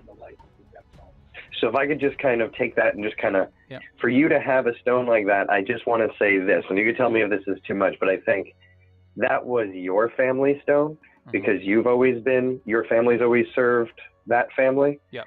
And you're basically had this put into the pommel sword, and by giving it to her, you're basically saying, like, you've been the best at protecting him, and I'm giving this to you now, and it's actually leaving your family. Yeah, and I think that would make absolute sense because I fully expect I fully expect that I'm going to die in this coming battle. One way or another, that's whether right. it's in single combat or whatever. But yeah, so what I'm doing, because I don't have any heirs right now, I'm sort of passing on what I perceive to be the honor or the glory of my house and my duty to who I believe is a worthy champion.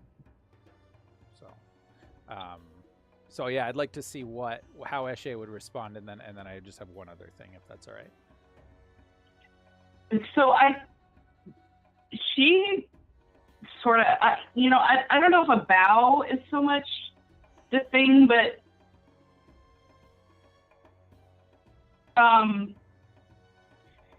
yeah, I feel like she bows to you, like takes a knee and bows her head in fealty, and then stands back up and says, Commander Antaes, you honor me greatly.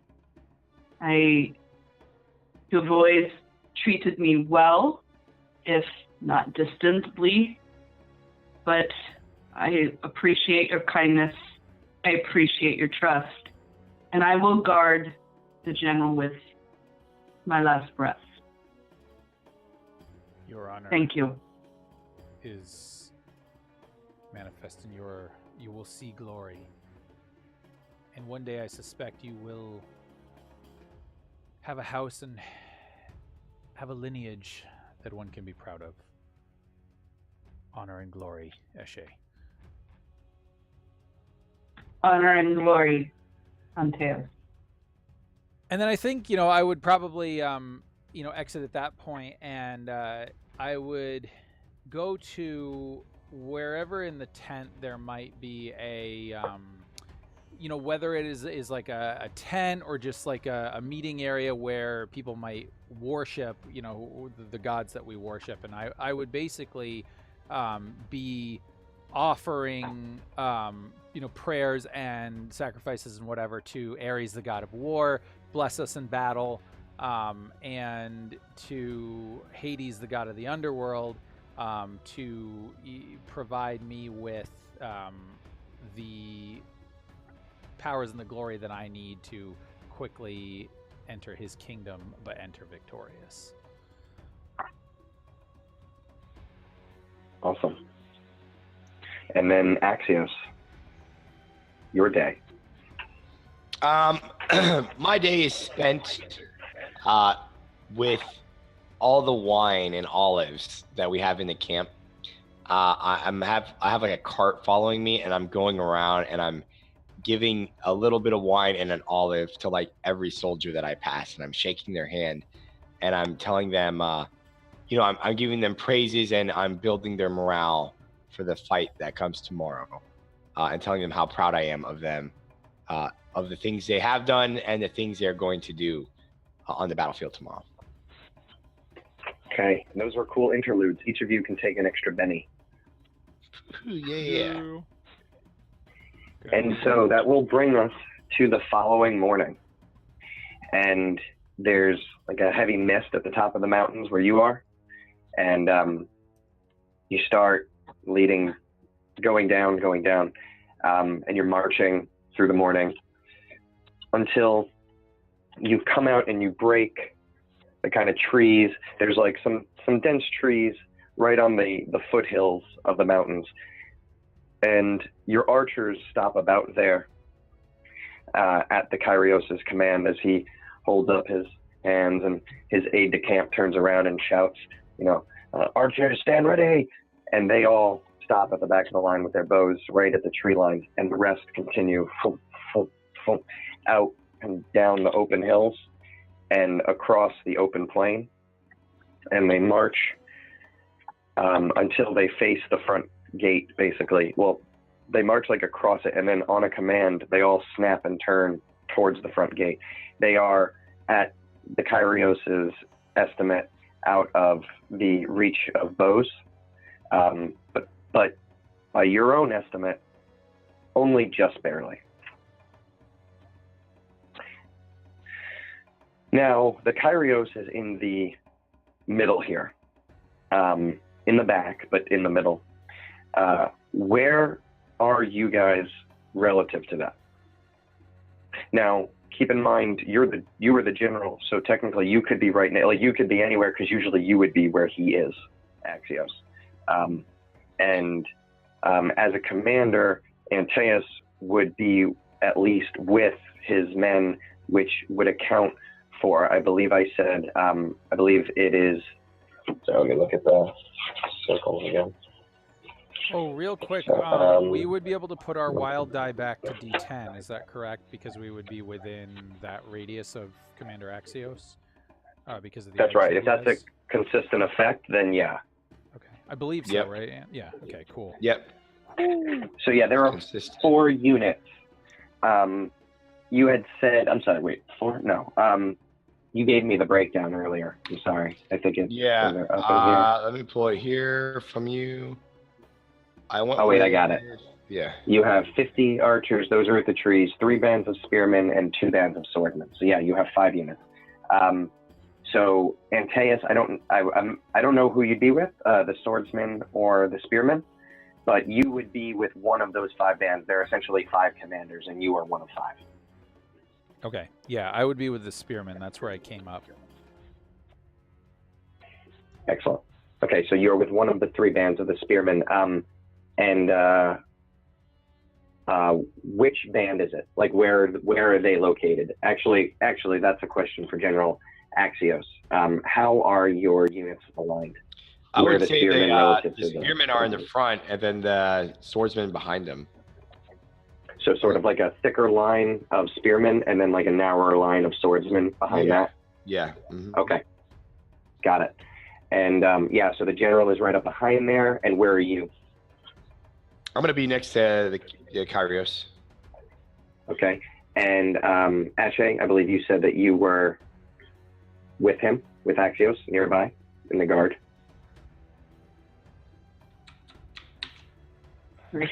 You're muted. Okay. Yeah, so probably playing off to his side, and I guess forward of him, to be between him and anything coming at him. And I imagine my squad is kind of sand around to the front side of. I'm sort of picturing it like the center in the football. You're ahead of the quarterback, and you're just kind of you're marching between the main forces and him. Perfect. And Antaeus, I imagine you are at the center unit. Yep. That puts you in a perfectly straight line, and that works perfectly for me. And so the Kyrios shouts out from the back and says, "Arson, King of Pellas, come out and meet me." And obviously, people of Pellas know you're there. You know what I mean? You march straight across the plains at first. So the watchers saw from the walls, and you could see a small shape on top of the walls. You can kind of see, well, a bunch of small shapes, but one shouts down and says, "And who would I be giving the honor?" And Lord Kyrios returns, "Your new lord." And there's you hear like clanking of, like you can't really, you just hear like a collective shimmying of people from some feet away, you know, some many yards away. And eventually the wall opens, the door opens, and the opposing Kyros comes out, and his men are filing out in order behind him. Not all of them, and he sort of takes on a kind of odd position where, like, his men are half on one side of the doorway and half on the other, and he's not far from the doorway itself, but he hops on a light chariot and gets driven out towards the middle as his standard. And he is flanked by a man on a horse, and they go riding towards the middle. And Lord Kyrios looks over and says, "General, come," and hits his horse. So your two horses ride out to the middle of the parlay. Awesome. Yep, I'm going there with him. I get my horse. And so you kind of, the army kind of parts, and you guys ride through it, and you reach the enemy, and what you're gonna see is this man. 1 second.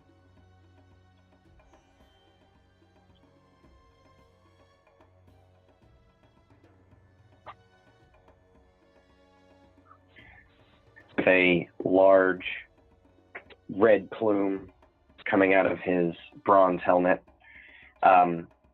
holding a shield, and his chariot kind of comes across you a bit and then comes to a stop, but is constantly kind of moving backwards and forwards by the two horses pulling it. And he starts looking the Kyrios, I should say, up and down. And he says, "You do not have enough numbers to take me in my own city, fool. I do not know where you've ridden here from or what you plan to gain, but you will gain nothing except dining in the halls of Hades tonight if you intend to stay." And the Kyrios looks at you, General, and says, "Talk to this man. It is your will that we are even speaking with him at all."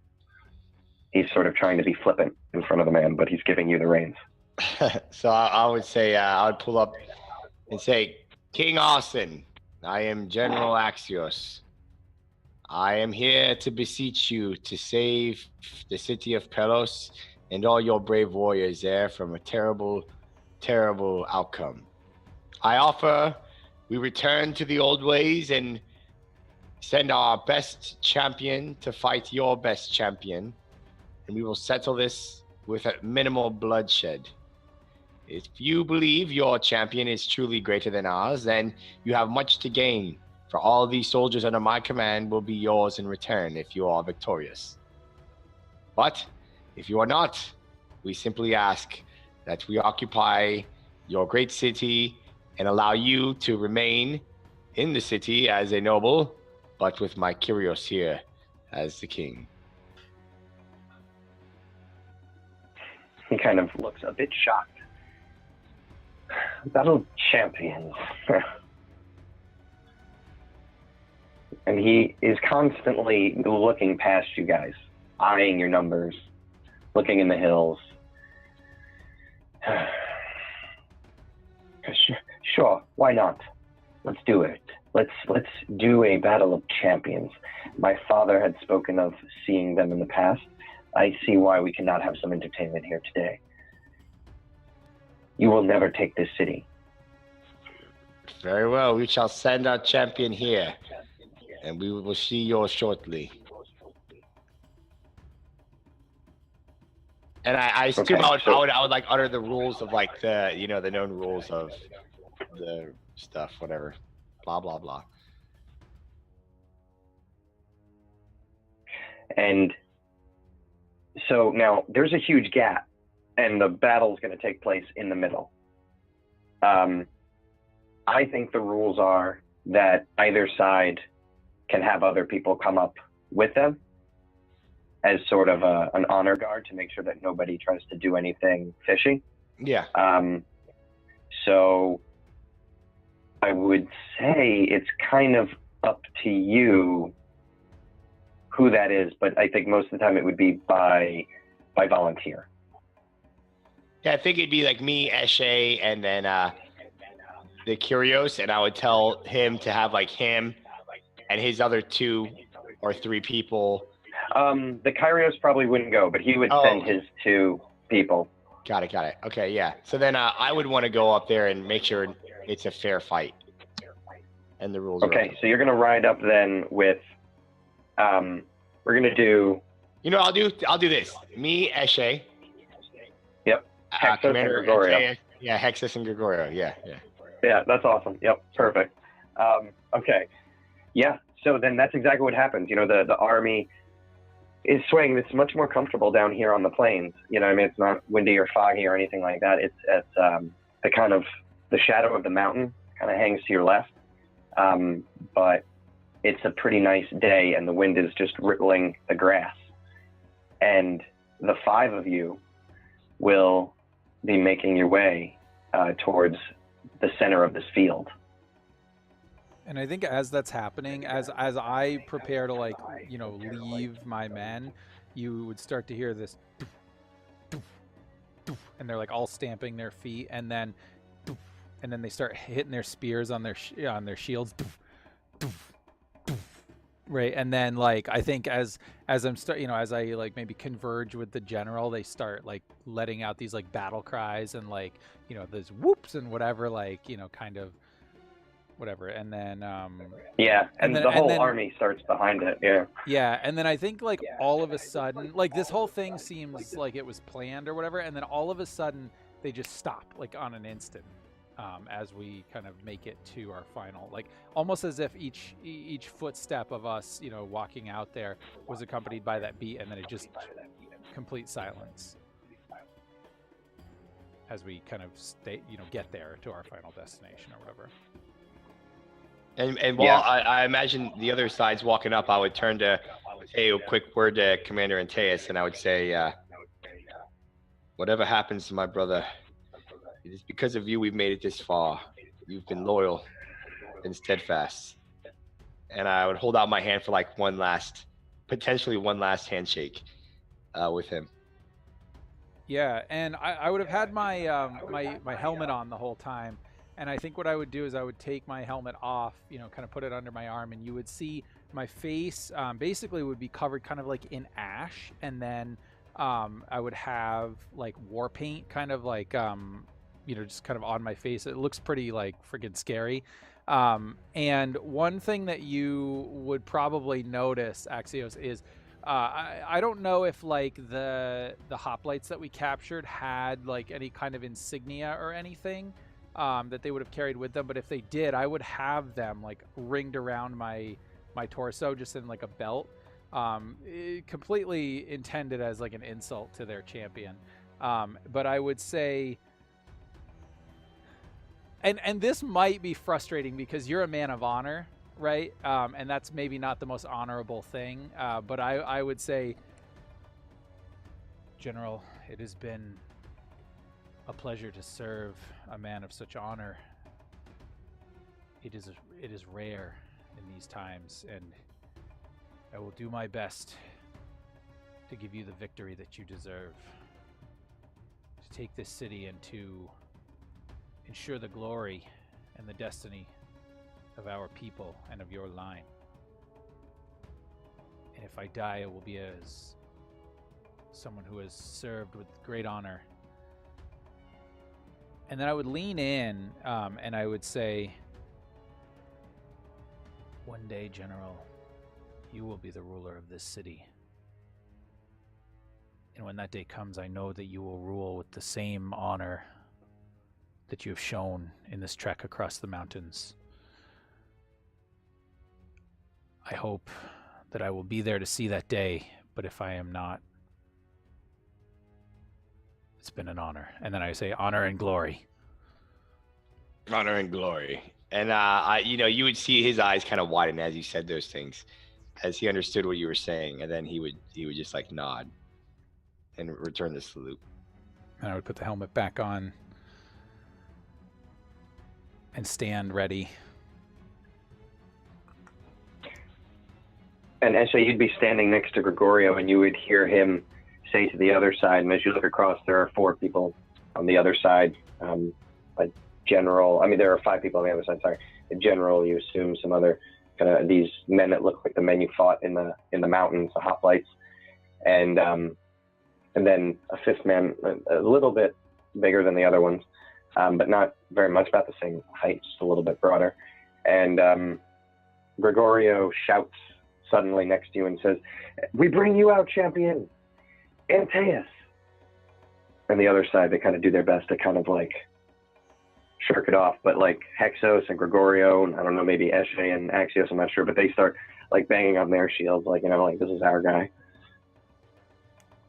And I think as that happens, I would kind of walk out with no fanfare or anything, but I would imagine maybe the rules of such a thing would be that you would sort of present yourself to the other champion, and so I would take off my helm, and I think what I would do is, and I would be reaching into like a little belt pouch, and I would be holding something in my hand, and when their champion comes out, if you'll allow me, I'll mention what that thing in my hand is. Yeah, and then their side, someone, I guess, of equal standing, Gregorio comes out and says, "We give you our champion, Lysander." And he sort of just points to that guy on the end, and he comes out and he undoes his mask, and he has this like big scar here on his cheek, and he looks at you and just kind of, yeah. And as he comes out and he's kind of sizing me up or whatever, I'll hold out my hand to him, and in it is an olive, and I'll say, "This is for you." An olive. He just looks at it and goes, "I'm gonna chew you up." He throws the olive in his mouth and starts noisily eating it. I totally poisoned the olive. No, just kidding. All right, excellent. And then, You should have, damn it. No. No, that's not what somebody who serves Axios would do. Axios would be pissed. Yeah, I would be pissed. And then I would look at him, and I would just have this big smile on my face, and I say, "You very well might, but you do not know the symbolism of what you've just done, and that has ensured your defeat here today." And then, sorry, hold on 1 second. No, yeah, no worries.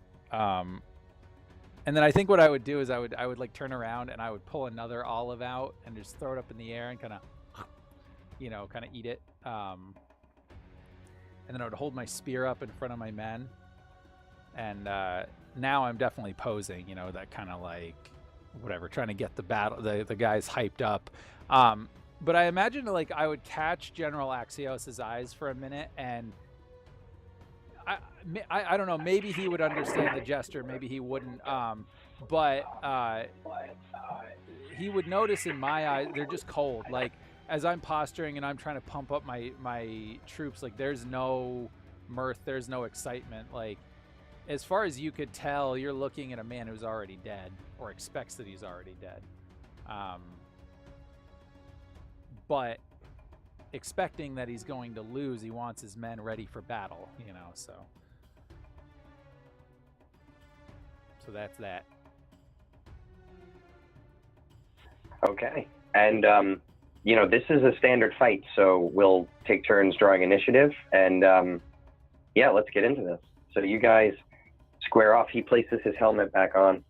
He grabs the spear that he had kind of jutted into the ground, rolls off that large shield that they carry, and you got a 7. I did. And he got a 9.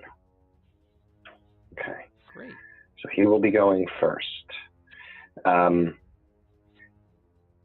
So he squares off. He has his shield out. And, real quick. Oh, yeah, give him whatever he gets. I would, I would yell when I see you do that, say like, "Antaes, you fight for them this day," and I would point back to your troops, and I'm just flavoring that as the fervor, which is I utter a phrase and I give you +1 to fighting. Oh, sweet. To their damage rolls. All right. Yeah.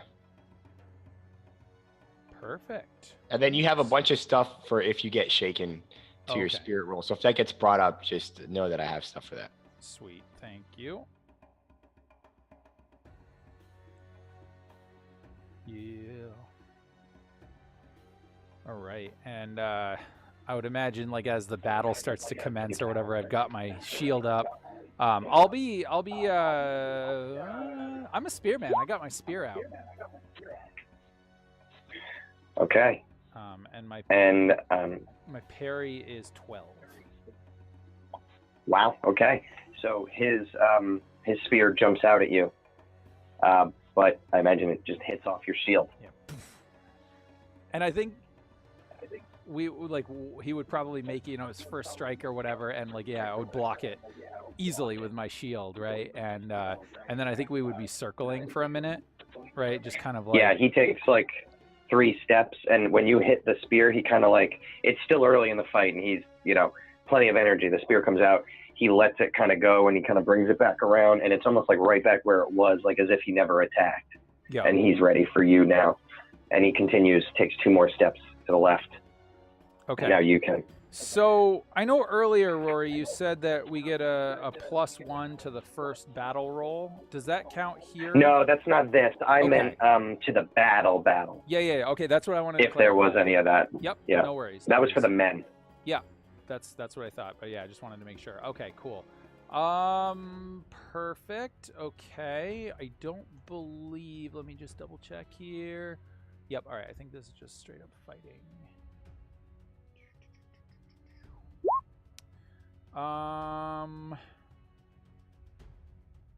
If that hits, I'll take it. Otherwise, I'll use a Benny.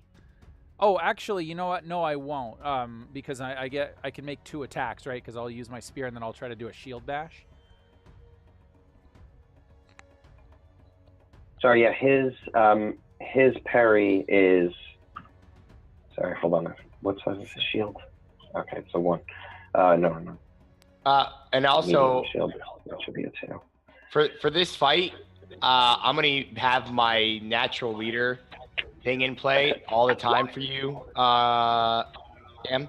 Mm-hmm. So you get all my bennies. Oh. Word. Yeah, so his parry with his shield is 2. So he has a. I'm sorry, not 2. He has a modifier 2.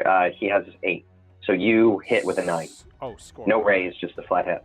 All right, sweet. So I will roll the attack first for the damage for my spear. Do we get any damage modifiers here? No, I think damage is just straight, right? It was just the. Are you asking Axios, right? Yeah, well, or You get anybody. plus I think 1. to You get damage +1 or to for fighting? yeah. It says those in my command radius add +1 to their fighting damage rolls. Oh, score. All right. Okay. Oh, you have encumbrance, by the way? I do. Okay, just making sure you know. Okay. Okay, damage 6. No. His toughness with his armor is 7. Okay. No problem. So So yeah. you basically hit, but you don't hurt him really. All right, I'm gonna try a shield bash now and see if this works. Oh, you can do that as a follow-up. Oh. Yeah, I'm gonna do. Ooh. I'm gonna use a Benny and reroll. Okay. It's a little Wow. better. Okay. Okay. So yeah, that's a well, yeah, that's a raise. That raises. That's more than. That's almost triple. So yeah, you definitely Okay, cool. So raise on the parry. Shield +1 damage plus the raise. Okay, let's see. That's my 3rd guy here. Let's see. Okay, and that's a raise on damage. Yep. So you can literally describe this guy dying. Oh shit. What? That was not their champion, those bastards. All right, so yeah, Son so I of a think the whole bitch. scene kind of plays out right where he makes his thrust and block it with my shield, right? And then I come in with my spear thrust, and I imagine like he kind of goes to deflect it with his shield, and it's not a perfect deflect, but it kind of cuffs off the end of his shield and kind of goes like across his armor. But then that kind of pulls him off balance, and I would like pull him down with the momentum of that, and then take my shield and just right on the top of his head, and it would like smash his face into the ground. And then I think seeing that he was dead, I would basically put my boot on his back and just shove my spear right into the back of his neck. And as you look up, after doing that, you see the 4 men who had accompanied him running back towards the walls. And all of you hear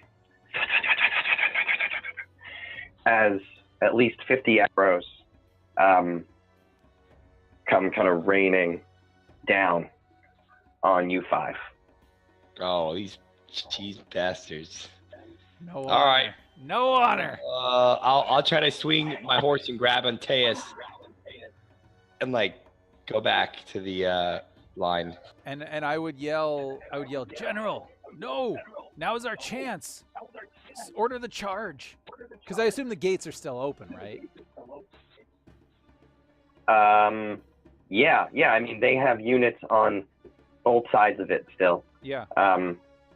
Yeah. Yep. We can't. I was like, we cannot fight a siege against these men. Or we cannot win a siege against these men. So yeah, as I'm picking them up, I would. I'll fuck it. Charge with whatever we have, you know. Oh, the Kyrios is gonna be pissed. That's all right. Oh man, you're going. Well, no, you guys really didn't. I mean, he's gonna be pissed at them. These other guys. Yeah, that's true. They act with no honor.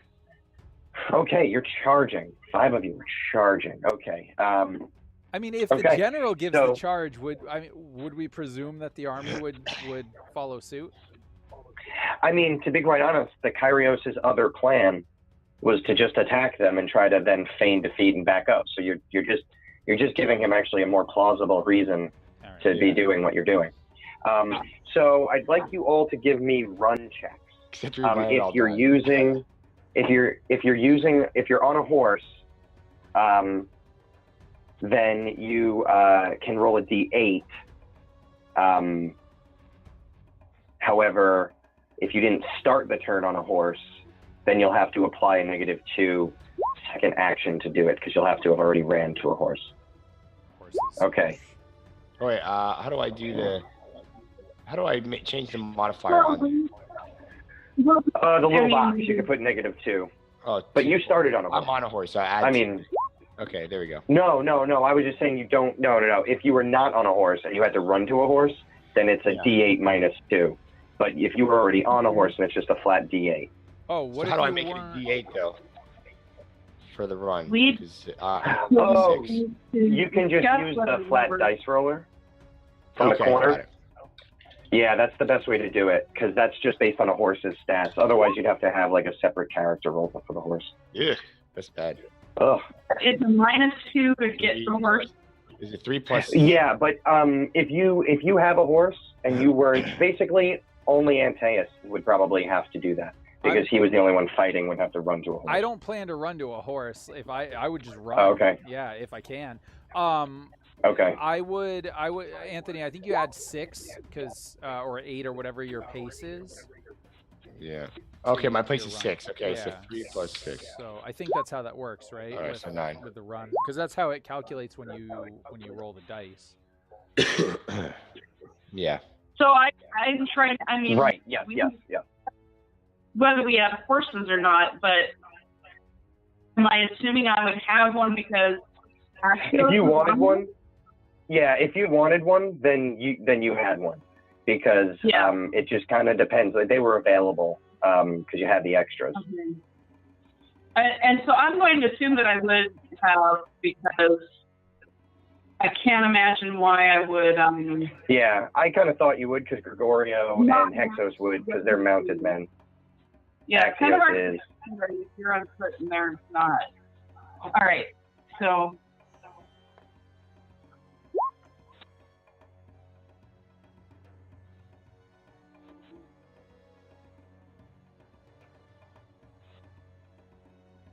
So you guys all run forward, and as you're running, you watch Gregorio and Hexos fall from the air. And they roll to the sides of their horses, and you hear the marching and the running behind you of men as the main host follows you in. They're not letting you charge for nothing, but they are behind you. And so there's only one unit outside the door, and the other unit is right inside the door. And so you're running into a single token of hoplites, of the enemy hoplites. Once you do, you will be effectively out of the archer's shots, because for them it would be, they wouldn't shoot into their own men. They'd be more likely to kill them than the three of you. No, we don't know they won't shoot into their own men, those bastards. We don't, but I'm No, not going to have them do it. They're not men of honor. Maybe if it was 50-50, they might even do it. Yeah. But given that they outnumber you guys like 25-3, I think they'll hold their arrows on this one. So we're going to follow the characters in mass battle. So this is for each of you. So keep in mind you are veterans, so you get +3 to this. Otherwise, you have add or subtracting number of token difference, and each enemy has 8 tokens. Right, so you guys are attacking 1 token with effectively no tokens. So you're going to get a -1, so that is going to be a +2 total so far.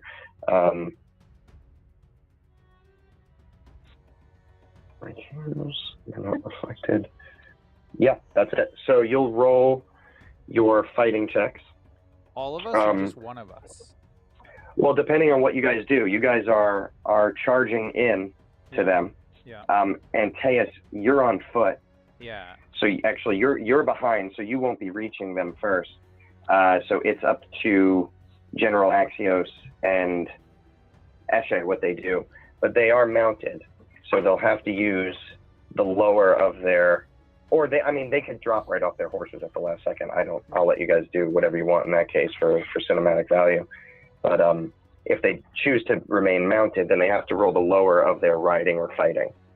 I would yell to Axios, General, you are needed to lead these men.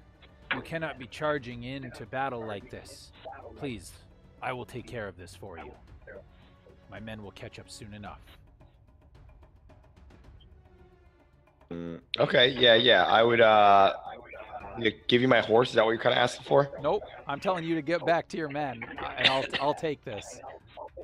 I'm going Luke Skywalker style solo right into the, I'm sorry, I shouldn't have confused things with the horses. That was really my fault. No, that's fine. So Eshe and you are going towards. You want me to? Eshe better not go with me. No. Well, that's up to her. Oh, I know. I know. I'm just saying meta, like out of, don't go with me. Go with wherever the general goes. I think I'm going in. Oh, your cautious nature, warring with your. I think my cautious nature is I know I'm going to get shot in the back by all those archers if they have one point. target. That's true. That's true. Like I'll take my chances in the hoplites versus like the 50 archers. Just gonna, yeah. Oh yeah, good point. Stupid archers. Yeah. So then do we say the three of you kind of bail from your horses and charge together? Yeah, let's just make it simple. Yeah. Yeah. Our horses get shot by arrows. How about that? Perfect. They all go down. Yeah. And you come rolling off. Antaes picks you up, says that to you, and you guys continue to run in. So it is your 1 token, we'll say, against their 1 token. So we're not going to give you guys the -1 because there's also some things about being their other unit. So we're just going to say that. But you are going to receive the +3 for your veteran status. So each of you will make whatever kind of attack rolls you would make against a troop of hoplites. And we'll follow these mass battle rules. Okay, and so do I still get my... Oh, did I... So I get a +3, but then I'll still get the +1 for battle damage, right? Because of Commander Axios's thing there? See, that isn't really covered in the characters in mass battle, but I would say since all of you are under that effect, I think the DM would grant the token a +1. I think that makes sense. So a total of +4. Alrighty. Yeah, like So, Oh, God, we're going to charge into a wall of spears. This is not good. And I don't want the general to go with me. But the arrows, yeah. Do you want us to draw our cards, or you just want us to go in like order? How do you want us to go? I would just say each of you can just roll, because this is more mass combat. I don't think it matters what order, because it's like compared. I mean, it's just actually against the flat TN. Oh, screw that noise. Oh. I'm gonna use a Benny. I'm using a Benny as well. So I've used 2 Benny. How many Bennies do we have? Well, I used 2, and I had 4. You start with 3, or he starts with 4. Most people start with 3, but I also gave you guys 1 for your interlude, so you could basically say you have 1 more than what you would usually start with, and then just subtract what you've used. And so Sam, I think that leaves. The ones you've used were from me, so then I've used those 2, right? No, I mean, not necessarily. All I know is that right now I have 4 Bennies, so I've used 2 of them. So Got it. Okay. Yeah. So then I would got say my 4. only grant Bennies to me if you need to. Okay. Yeah. And now I'm at 3. Woo! There we go. Nice. Right. Okay, and Eshe, it's still giving you that encumbrance for some reason, so I'm just going to manually add that back on. So Okay. it's an 11. It doesn't change it. It's a single raise. So it's a single raise and 2 double raises. So that's 17 and 18. So Eshe, you are going to take 3d6 damage. You can roll that if you like, using the dice icon on the left. On the left. Yeah. On the left of roll 20. Roll 20 up in the top left, the little bar there. They've got dice. 3d6. 3d6. Okay. And what's your toughness? My toughness is 6. Okay, so that's a raise. So you have taken a wound and are shaken. However, you do well in the fight, and you add a +1 to the battle roll that's going to follow. Okay. And then we got 2 double raises. So, oh wait, I'm sorry. Wait, you had a single raise. So it's 8. So I'm sorry. So you're shaken. You're not wounded. Oh, okay. It's the 6 and the 2. So that's going to be shaken, not wounded. But the 2 double raises, you guys can describe what that looks like, but you bathe yourselves in glory and add +2 to the battle roll while taking no damage. What do you mean to the damage on the battle roll? Like we deal +2 extra damage? No, it's for the mass combat rolls. For the battle. It's for the mass that's about to come up. That's the way player it's about character to come up. in mass. All right. Yeah. Score. So altogether we got 1. Well, we got a raise. So that's so it's actually +6 so far, plus the previous +1 that you have. So you guys have a +7 on this battle roll that's coming up. So we've done really well, you said, and we sort of described narratively how this goes. What would you say would be our total effect on this unit? Because this was about 25 hoplites that we were up against, right? Is it feasible? Yeah, I mean, I would say it's taken out half of them. I mean, I don't know what we're. No, it doesn't. Doesn't actually tell you. It doesn't really give you a casualty because that's going to come up in the battle when everything's kind of rolled together. Okay. But so it depends on how that goes. Yeah. Yeah, but basically you could just, in the meantime, take out a few and really disrupt their forces. Okay. So I think maybe then what would happen is, so Eshe is still there, right? And she kind of comes in, but she does takes well. a little bit of damage. Yeah, she just gets nicked. Okay. Yeah, she gets nicked, basically. So I think maybe what would happen is I would sort of be leading the charge, and I think the first thing that would happen is, like, just as we're charging in, I think the hoplites would be somewhat surprised just at the foolishness of this action, right? And you know, I think maybe like arrows are down behind us, maybe as a like trying to shoot at our men as they're coming along, and you know, I think we hear that, right? And then, you know, as we're like charging in, you know, I would be kind of yelling at this point, like, and the first thing that would happen is, like, I would charge just straight into this shield wall, put my shield up, right, and just bull over the first hoplite, and kind of like, as that, just knock him right over, right, and then just kind of like, as I am going around, spin around and kind of jab the hamstring of another one, so I'm behind them at this point, and then I think that creates a small opening for Commander Axios and for Eshe, if that's okay. Yeah. I think what Axios is going to do to narratively fit his style, he's going to, I want to flavor this instead of like necessarily killing people. He's saying, your king is a coward. He's betrayed the old ways. Look at him run behind his walls. Do not give in to his cowardliness. Join us. Join us. So like, instead of like killing, I want like some of them to be like joining us, but mechanically they're just taken out of combat. If that makes sense. Like maybe they drop their swords and they're like, oh shit, you know, what the hell?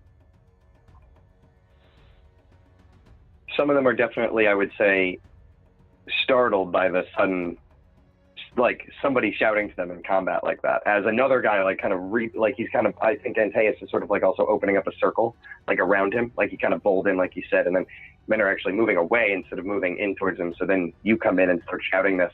And Eshe, what happens to you? How do you kind of do some damage but get nicked?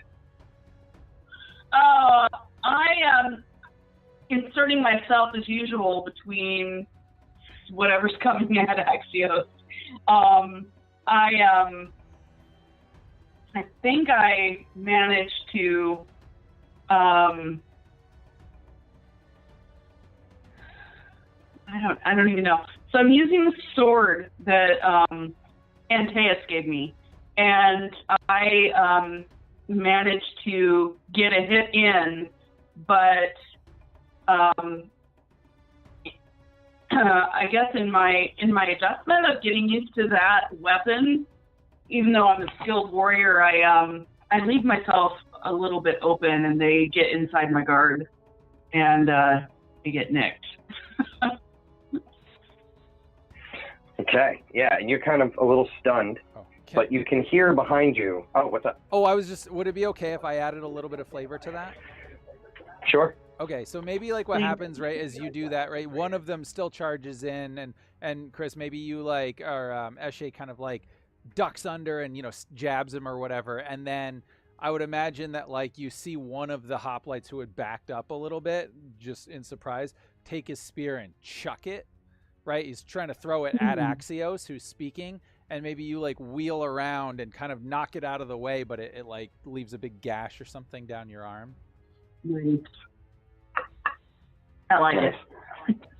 And as that's happening, you can hear behind you the thudding of foot as the army is kind of coming in, and you hear this the Valley of Arrows, and the men, if you glance behind you, as I think Axios certainly would, to see how his men are advancing, you hear just ping, ping, ping as they all bring their shields up, and you just see the arrows come dinging off, and as the last of them hits, the men's shields snap down again, and they're running again full speed into these hoplites. And behind you, you have Kyros Arson leading his group of hoplites. The plan was to advance, but with the kind of stun that you guys did to this group here, there's like sort of a traffic jam at the door a little bit. So they're not getting their men out as fast as they would like. So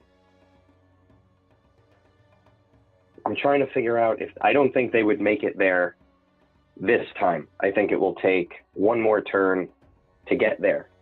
And so some of these men are going to take some shots at you. I'm just trying to think of an effective way to do this, because this is kind of like a little bit of an opposite. You know what? You can take damage in your attacks. It's sort of theatrical. So maybe what I'll have you guys do is just do another round of the same kind of mass combat attack that we just did. And yeah, let's see, because that kind of applies damage both ways.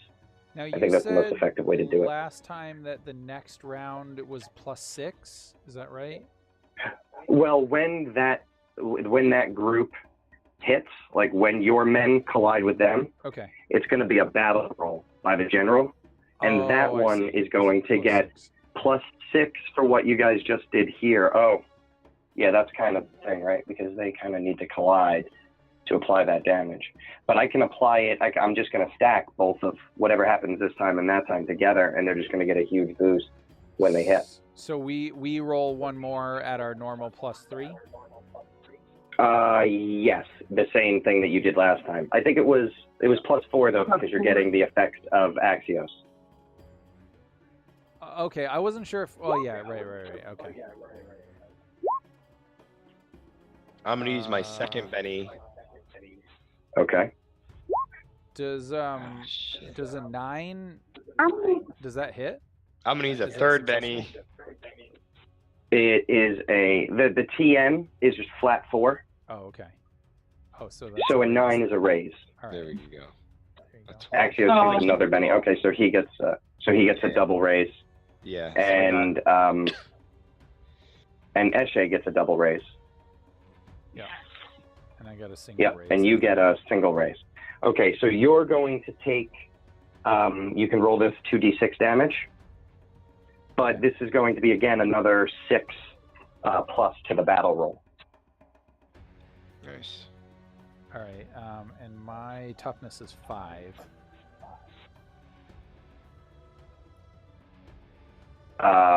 Right, so what did you roll? Did you roll? Oh, you did. I didn't. Yeah. I got to scroll down. 8. So you're shaken. Okay. Is there a place on the sheet to say that I'm shaken? There probably is. I just don't know where to do it. Oh, shoot. I'm sorry. Eshe, I probably shouldn't have let you, because you were shaken before. Oh, that's right. I was. I should have applied some sort of a negative to that at least. There's no rule for it in mass combat. But honestly, I would have applied a negative probably too. Well, I think she would probably have to have made a spirit roll, right? Yeah, because she has to come unshaken, right? Oh, that's right. That's right. That's right. Or spend a Benny, I guess. I'm sorry. So yeah, either way. So if you want to make a spirit roll now, we can see if that roll was valid. Yeah, let's. you get +2 from me for your spirit rolls. Oh, and you do. Nice. Okay, so all that's valid. That's all good. Okay, so yeah, you are shaken, Antaes. Eshe, you unshook yourself and made a double raise attack. So yeah, just describe that for us one more time, and then we'll see how this battle takes place.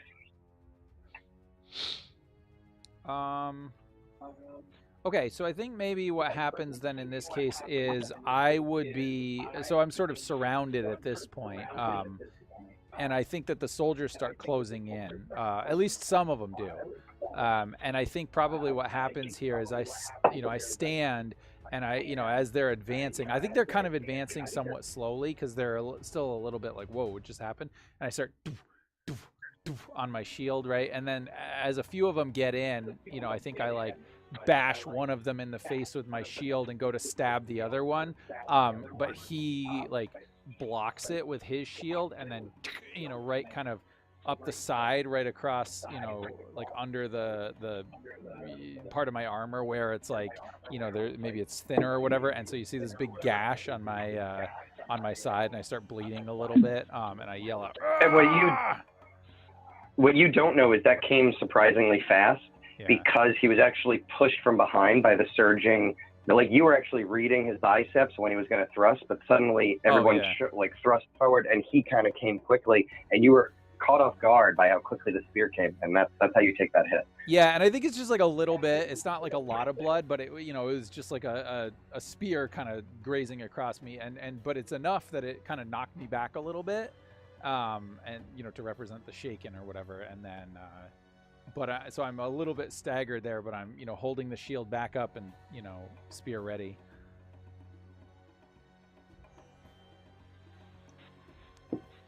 Okay, and Eshe, you do some serious damage here. What does that look like? So, I dive. I do like a rolling dive and position myself between next to a guy, come up, and right as I do that, I jam my sword into his side in that vulnerable spot in the armor, and yank it out and give him a shove with my leg, kind of shove him away.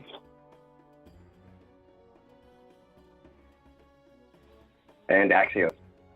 I think now the time I gave my spiel, and those that are still on the enemy side, now I start going and just start cutting up people, attacking it with fervor. Nice. And the army is coming up behind you. Another volley of arrows. You see a few men hit the dirt, but the spearmen's charge continues, and behind you, it's thundering. They're right there. And this is where the general's battle roll will come in. So, General, if you will open up for us your what's it called? Sorry, the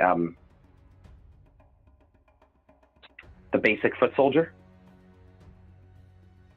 And roll a fighting check for, you will be getting +7, +6, plus you outnumber them because they only have 2 units outside the gate, and you have 3 basic foot soldier units making this attack. So it's going to be another +1. So that is going to be +14. Fighting +14 for the basic foot soldier. Damn. And who's rolling that? You want me to? You're the general. Got it. Okay. Well, you do the honors this time. 14. Let me make sure. Hold on a second. That's in the right spot. That's a lot of bonus. Hey, That's 1 for your prep. Rory, I think I may. Yes. I forget how this works, but what is toughness based on again? Toughness is your 2 plus your vigor. 2 plus half your vigor. 2 plus half your vigor. Okay. Yeah. And plus then any plus armor. Okay, and that's what I thought. So I forgot to add my armor on the last one. I don't know if that changes the result, but my armor is a 3, so it would be an 8 toughness instead of a 5. But they hit you with a 9, right? I think so. Yeah. So so it would still be shaken. Okay, that's what I thought. It's just farther from being a raise, basically. Yep. Either way, you didn't get a raise, but yeah. Okay, no, that's good. I just had to remember that because I was like, my helm doesn't apply, and I think shield only applies to parry or to armor to ranged. So, okay. I'm realizing I don't have armor added to mine either. You don't? Armor? You manually put that in. If you're using leather, it's a 1. So you just put that in under the armor column in toughness? I don't think it's, so cool. Thanks. Yeah. Sorry about that. I should have checked the sheet a little closer. Okay, I'm sorry. Gonna make, these guys are making it at a -1, no, -2 for terrain. And this sets the TN. Okay, so the Memnonian hoplites are able to kind of recover themselves fairly well, but you still get a raise on them. So just to show you on this kind of opposing roll, your guys' battle roll was at, plus 14. Theirs was at -2. They ended up with a 13, and you ended up with a 17. So 13 became the TN. So you guys matched that and were more than 4 above it. So you were a raise above it. Nice. So that means on a battle roll, that's a 2-unit. That's a 2-unit destruction.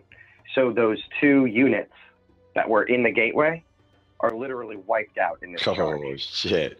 Nice. Wow. Hell yeah. And so now we just have the forces of the opposing Kyrios that are trying to get out of the doorway. Probably trying to shut the gate, right, or whatever they're trying to do. And actually, if you listen, you can hear Arson in the background saying, "Fortify the gate. Ready attack from the walls." Yep. And I think I would look to Axios and say, we are almost there. Forward, men! Yep. Forward! And okay, so what we're going to do here is it can only be 1 unit at the gate, right? So I'm going to have you roll using the same units, because those are the ones that are up at the front, those spearmen. You're going to roll, it's an even in terms of units, because it's going to be 1 unit against another unit. I don't think either side has any terrain, anything like that. So I will give you guys a +1 for momentum in terms of strategy. So yeah, this time it's just going to be a fighting +1. All right. Give me 1 second. Oh, and they only roll a 4 this time. Let me do. Where is it at? Where is the wild dice on this thing? Wow, you guys crushed their hoplites. Where is?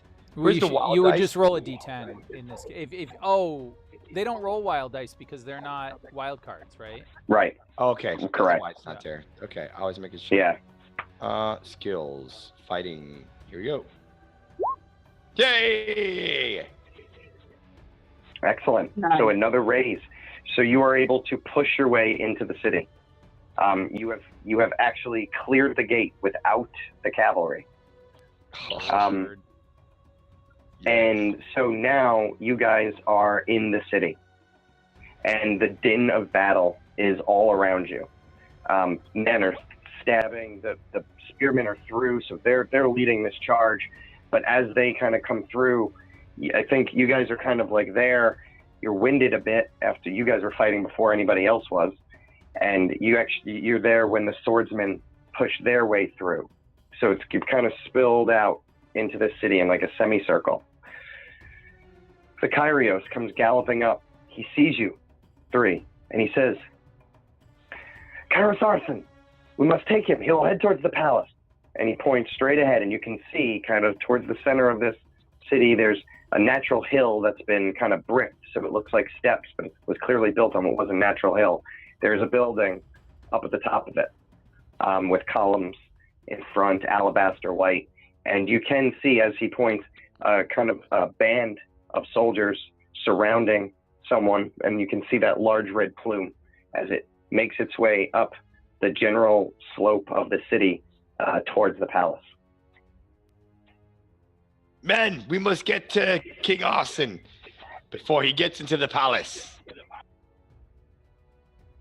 And I would start heading that direction. I think at this point, I would say, but like maybe before he yells that, just as soon as we get in there and we see, that he's heading there, I would say, "General, let me take a unit of my men. I will track down the enemy Kyrios and I will find him.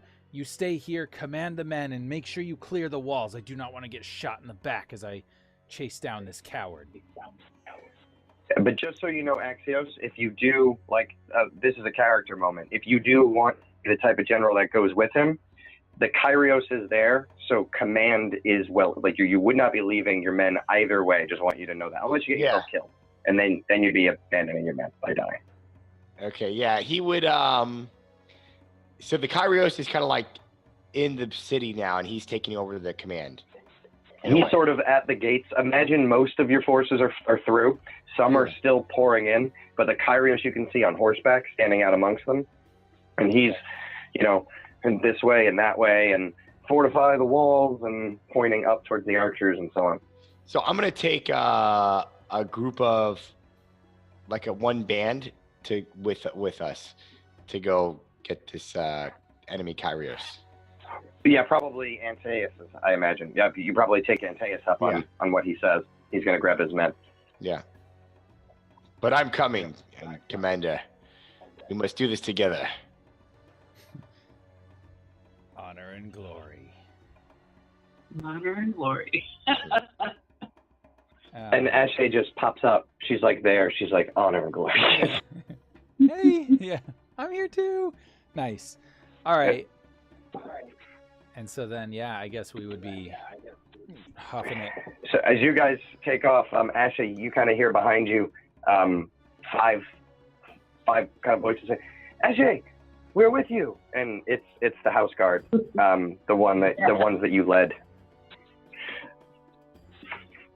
So you have a total of basically 30 NPCs here with you, and the three of you. Sweet. Nice. Okay, and so you're running through the city. You're making your way. Comes a point where there's a narrowing, and as you turn the corner, you see a group of men, 10, standing there, and they're charging in at you. They're enemy soldiers. And anyone can give an order now, or attack, whatever they want to do.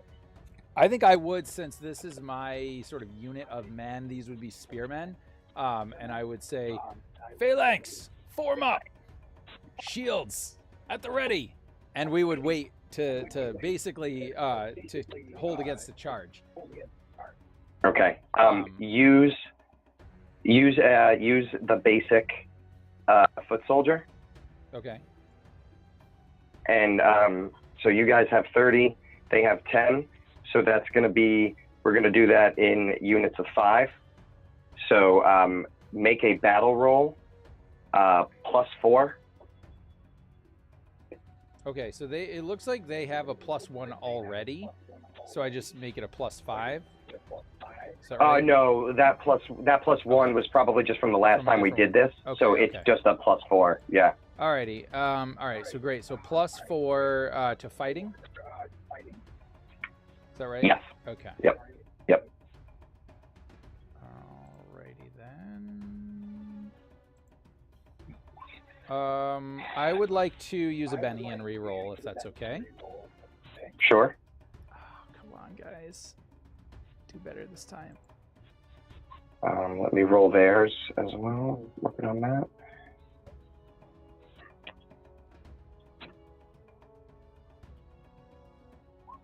Oof. Okay. I don't know. Wait, you know what? I don't know if.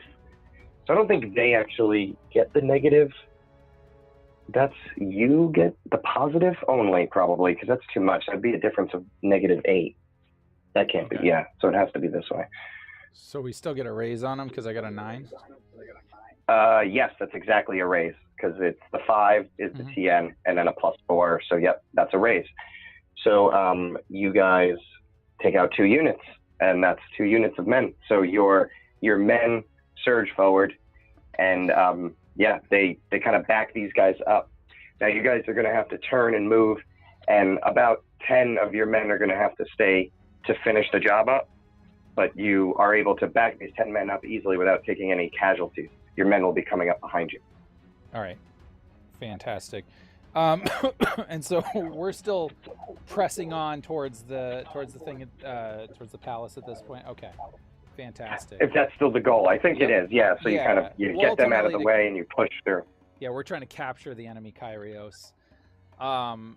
All right, and I think maybe as maybe the scene progresses, right, where like they start coming at us, and my men lock shields, they put their spears out, right, and they just charge into it, and then they kind of push it back a little bit just with momentum, and then I think what you would see is you would see me kind of leaping out of the fray, shield up, spear, and start taking them out, and then at that point the formation kind of breaks a little bit, and I think maybe that's where like General Axios and and Eshe would be like all in there or whatever, kicking some ass, and I think at one point, I think maybe during the battle, maybe when I let my helmet falls off, like it comes off, and so you would see again that just like the ash darkened face and the red paint, kind of all just making this horrible looking thing, and I think I would turn as my men are sort of pressing the attack and finishing off those units. And I would look to the general and I would just give him a smile. And then I would look to Eshe and I would just sort of nod and I'd be like, let's go. And I would be like, "Ugh." And now you kind of see as you make this next turn, like through the streets, it sort of starts to open up. This is kind of the large steps, the many steps up to this building. And you can see the enemy Kyros kind of about a quarter of the way up these many steps, and he stops and he turns and he sees you following you, and you have 20 men there with you right now, and he looks at his side. He's got about 15. One of them is huge, really big man. Sorry, about 16 I should say, because there's 3 units and this extra guy. He's really big, and he turns and he kind of is gauging his distance, and he says, perhaps the old way would have been better, but it has come to this. And he points with his spear and he says, men, we must kill them here. Defend your Kyros. Argos, kill them. And the big man takes his shield and just, and he comes charging back down the stairs, leading these 15 other men. Holy crap. And so here you guys go. This is a much more reasonable kind of combat. So now what you guys have to start here with is 4 units. 4 units of 5. He has 3 units of 5. And then Argos is a wild card, as are the 3 of you, of course. Yeah, and I would yell out, leave Argos to me. And I would nod at that. But I would say that, and then I would look to General and the General, and I would be like, General, this glory is yours. Give the command. Troops, follow me. Commander Antaes has the big one. And I would lead the troops up while Commander Antaes tries to handle the big ass guy coming down. And I would definitely be like right out. Like if their champion is out in front, I'm equally out in front to meet him. Okay, that's awesome. So so I believe what it sounds like then is what we'll do is we'll do initiative, and you are sort of isolated with Argos. Mm-hmm. The rest of you will use, I think, the mass combat characters as you're fighting that bunch of other NPCs, at least while they're still in these kind of large numbers. And then we'll see some things change as the numbers dwindle. So everybody draw your initiative. Do you need to reshuffle? No Joker was pulled, so you just keep using the same deck until that happens. Hey, I got a Joker. Okay, just put your cards in here too, just so, because they don't linger. So I saw somebody had a 6. I'm not sure who that was. That was me. Well, I thought that was you. my Joker. Oh, yeah, Joker. What? Chris, you got a Joker too? Whoa! Oh, well, we have to reshuffle. Well, we have to reshuffle after the Joker. I'm not sure. I only saw one Joker. Oh, okay. I thought that was my Joker. Okay. I'll draw. Once you draw a hold on 1 second. Let me recall all. But I think you don't. Okay, that's you fine. don't reshuffle until like the next round, right? No, as soon as you draw a joker, you reshuffle. Really? Oh, okay. Wow. Yeah, the minute the joker is pulled, you reshuffle the deck. Sure.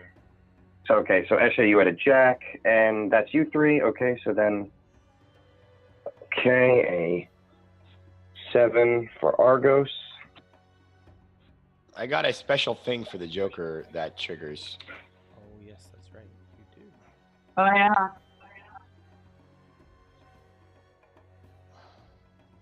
Oh wow, yeah, you do. Bang. Oh Jesus. It's a 6, but it's the lower 6, just so you know. Yeah. So that's Oh wow. So Anthony, you get to make a battle roll and then knowledge battle, and then for each success and raise, you receive an action. Oh sweet. Let's see Gives here. us some extra turns, hopefully. Oh no. Do you have any bennies? I'll have 1 Benny left. So I'm gonna use That it. might be worth it here. I don't know. Yeah. We'll see. I'm gonna use my last Benny. Let's see. An 8. Oh, which is a raise. Word. Wow. okay. What was that? A success and a raise, Oh, so battle that gets knowledge. +2 cards, I think. Yeah, so I get 2 cards, 2 action cards. Oh get yes, to- okay. And then we get to add those into our initiative, I guess. Yep. Oh shoot, where are my action cards? Where did I put those? Well, action cards are regular cards. I think you were talking adventure cards, right? Is that what they're called? Or Yeah, adventure cards. That right? must be what he's. Because These are just initiative cards. yeah. These are the regular cards. So I think Anthony would just draw 2 from the Yeah. regular deck.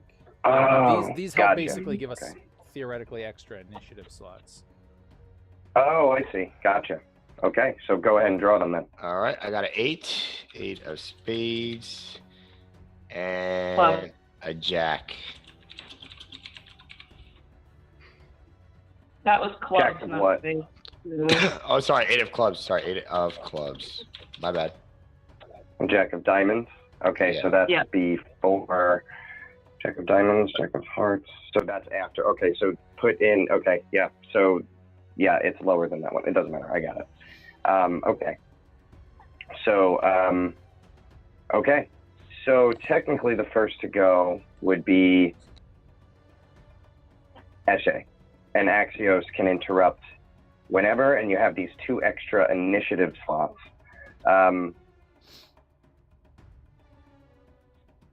You know what? We're going to do this. How are we going to do this? Each of these. If it makes it simpler, because we're doing like the mass combat versus the small combat, could I give the those 2 extra actions to Antaes? No, you know what? What I think we're going to do is just, we're just going to have the units kind of meet each other, and you 2 are going to face a unit on your own. Okay. Eshe and Axios. So we'll just actually do the combat. You know what I mean? We'll just actually roll it the way we usually would. Yeah. Okay. So who did we say was first? The Jack of Spades. That's Eshe. Yep. Yeah. So the unit I'm sorry, you broke up a little bit there. is this the unit then, or is this me? So this is you. This is just you. You just did for you. I drew for your extra units, and I drew for their extra units. So you're just controlling you, and you basically have 5 of their swordsmen running towards you and Axios. All right. So Do we benefit from ganging up? Yeah, everybody benefits from.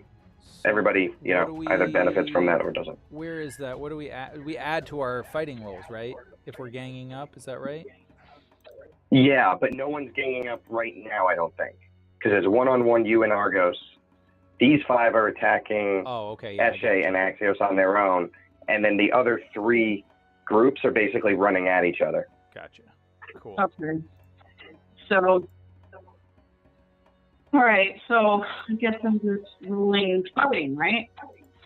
Yeah, on this particular attack, it's kind of like you're getting the first shot, so you're moving into this attack, and you can kind of position yourself as you want to attack whichever one of them you want. Okay. I'm gonna take whoever looks like they're in the lead of these 5 guys. Like the leader. Excellent. And you roll a 10, so that is a raise. So you get to roll damage. Oh wait, actually, wait. Is that a raise? Sorry, you rolled a 10. I should check his. I need to check his parry.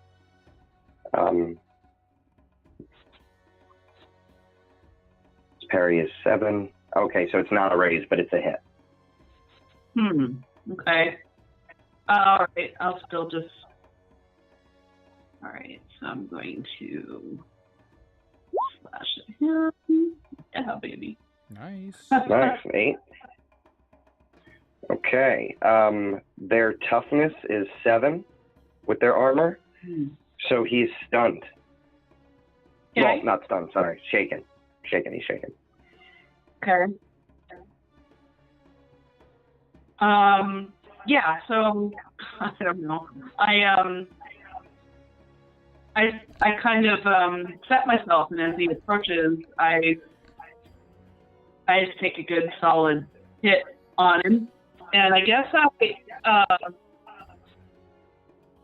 I come down on his sword arm and just kind of numb it. Nice. Give him a sting. Yeah. Okay, and then that brings up after the jack would be the drops off significantly, I think. Okay, so it is. So I just had a quick question. Anthony, would you mind throwing me the jack of diamonds there?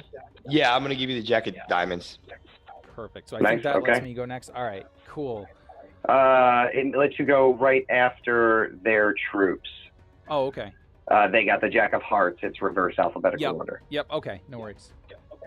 1 second. So let me just make that attack, and I think he gets expands, gives subordinates. Okay. Yeah, that's what I thought. Okay.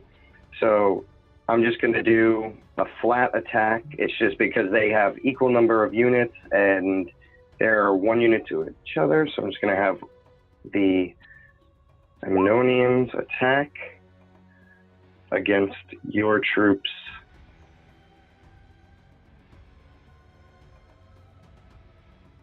Got landed soldiers here. What is your troops' toughness? I mean, parry. If it will load, that'd be great. Okay. 11. Yeah, that sounds. How is that possible? What did I do wrong? How is that 11? I'm not seeing an 11. Where are you? Did something show up in the roll? I'm seeing for the Donian soldiers you get a 7. No, the parry for your landed soldiers is showing 11, but it shouldn't be, because it should be 2 plus half of fighting. Unless you were counting a shield, but shield gives +2 to parry. No, +1 to parry, +2 to armor. Oh, okay. So that's why it has +1 modifiers. I don't know where all these extra points are coming from. I say we go with it. Yeah. No, it's supposed to be, I believe, what should it be? It should be a 6 plus the parry from the shield. Should be a 7. And they just hit that. Yeah. Yeah. So basically, overall, 1 of your units worth of people, 5, kind of take a decent hit. So they kind of get clobbered in, and now that's going to bring up Antaeus against Argos. Cool. And I think maybe like the battle and the soldiers, like maybe as we're kind of coming into clash, Argos and I like slow down, and our soldiers kind of like go around us and almost maybe are forming like pockets and almost like a circle around us to create this sort of metaphorical arena of, you know, spears and battle and whatever. And I think for a minute we're just standing there and we're kind of circling each other, just sort of looking at each other. I mean, this dude is huge, right? Like he's really, really big. Yeah. All right. Yeah, definitely. So I'm looking up at him with my gray, you know, ashen face with the paint, whatever. And I'll say to him, "You are the champion for a Kyrios who fights with no honor. I fight for a general who is nothing but honorable. No matter the outcome, I will win this battle today." Yeah. And I think for a minute, and I'm like, and I kind of roll my eyes, and then I'm like, I would be remiss if I did not give you the chance to leave your coward king and join us. We will be. He kind of like flexes and then spits on the ground in front of you. And I said, "Good. I do not want cowards in our army." And then I would attack. But I figured, Axios had done it like 3 times now, so I was like, ugh. And yeah, Give it a shot. I'll go at him. So I get my regular +1 because Axios is nearby. Am I getting any other bonuses here that I'm not aware of, or? I think that's it. Okay. Just a +1. Alrighty. It's a 15 hit. Yeah, I'll say a 15 hits. Okay. Yeah, it is a raise. Word. Oh, Barely. Yeah, buddy. But a raise. Okay. So then, yep, my spear's coming in. So this will be attack number 1. Ho, ho, ho. Yeah, buddy. Okay. Okay. So he is shaken, and you wound him. Word. He's not down, not close, but I ain't done yet. Yep. Because I'm gonna get me a shield bash on him too. Let me just make sure. Let me just double check it again. That's always a free move, or how many of those do you get? Well, so I'm gonna take an extra attack, but because I have with the Benny, ambidextrous, gotcha. Yeah. No, well, so you can do an offhand attack, right? For free. But you would right. normally So take it's a penalty. right with a -2. Yeah, yes, but yes. I think because I have shield expertise, two-fisted, and ambidextrous, I make it just a regular. Oh, two-fisted. Yeah, ambidextrous. Well, ambidextrous definitely lets you do it. Okay, so you get -2 for making an offhand attack, but you also get -2 when making an extra attack because you're trying to fit 2 attacks into one.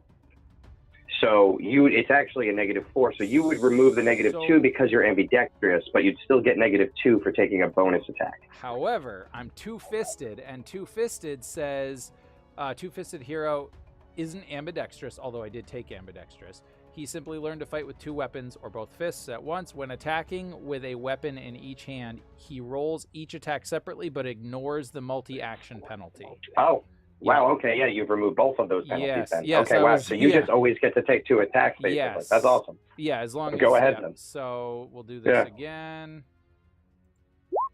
And I'll Benny that one for the last Benny. Oh, baby, come on. Oh! No, that's a miss.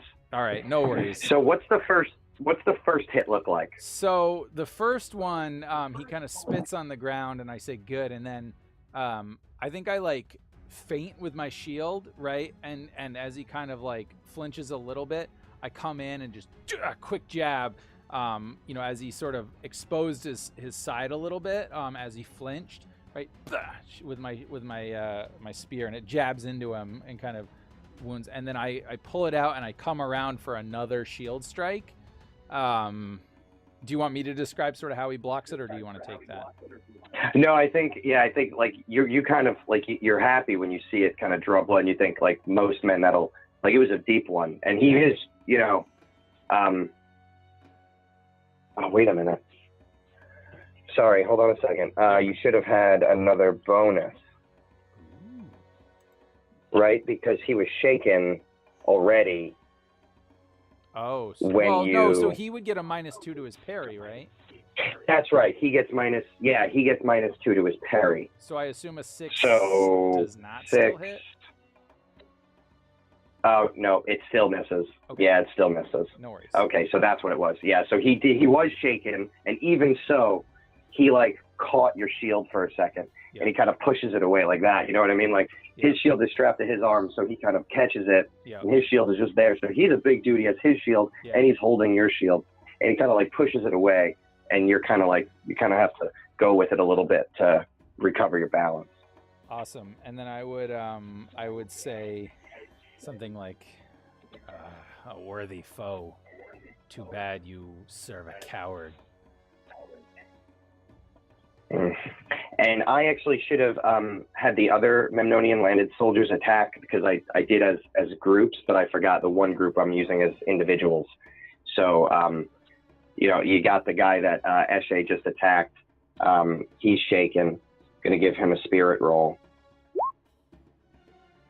He just succeeds. So he does not get to attack this turn. Because my rule, remember, is even though they modified it, so where if you succeed, you do get to attack, I made it where you have to succeed, but you have to exceed by more than just a flat succeed. You have to exceed by a 5 or more. And he didn't. He got a 4.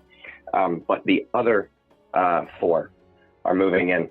So they're each going to get a +1, because they're kind of splitting 2 against 2. 2 against Axios and 2 against Eshe. So each of them will get a +1 when they attack for ganging up. And the one attacking Eshe, well, the 2 attacking Eshe, I should say, make their attacks with their swords. I imagine that's a miss. Oh my God, they're pathetic. What's wrong with these guys? Okay, so Eshe, you are completely missed both times, right? Because your parry is definitely more than 4.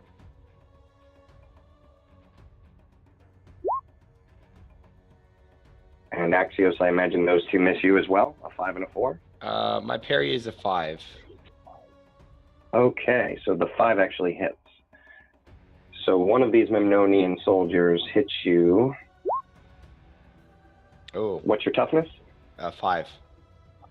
5. So you are shaken. Got it. Do I click? So the first one misses you.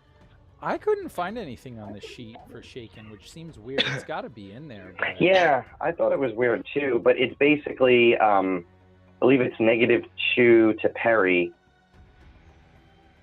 Okay. We'll just do that manually. And I believe it's also a -2.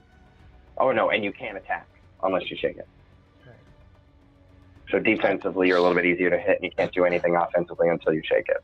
And Eshe, what does that look like? How do you? Because you're fine. These guys totally whiff on you.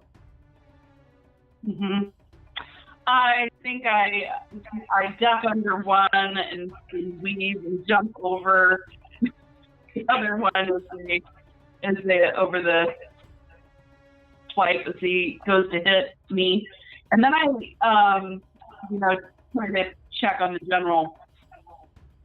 Yeah, and you glance up and you see the first guy swing at the general and he misses. General leans back, but the other guy takes advantage for a second and comes in with his shield and gives a quick rep, and the general takes a bong and you can see him kind of stumble back a little bit. The general, protect him! And that, I believe, brings up Argos. Yes, I'm sure it does. And Argos obviously is making his attack against the only person in front of him. Oh, wait, no, sorry. He has to make a spirit. Now, Argos has an edge, +2 to spirit rolls. Lame. And Arson gives a +1 to spirit rolls on anyone within the range, which is plenty, 10 inches. I ain't worried.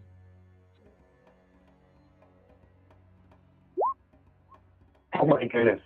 He's still, well, he does get to attack, so he clears it, but it's just barely. Ugh. just barely. He does get a -1 for each wound and for any help in one. Okay, so he does get to make his attack though, and so he does with his spear. It's that he holds with one hand.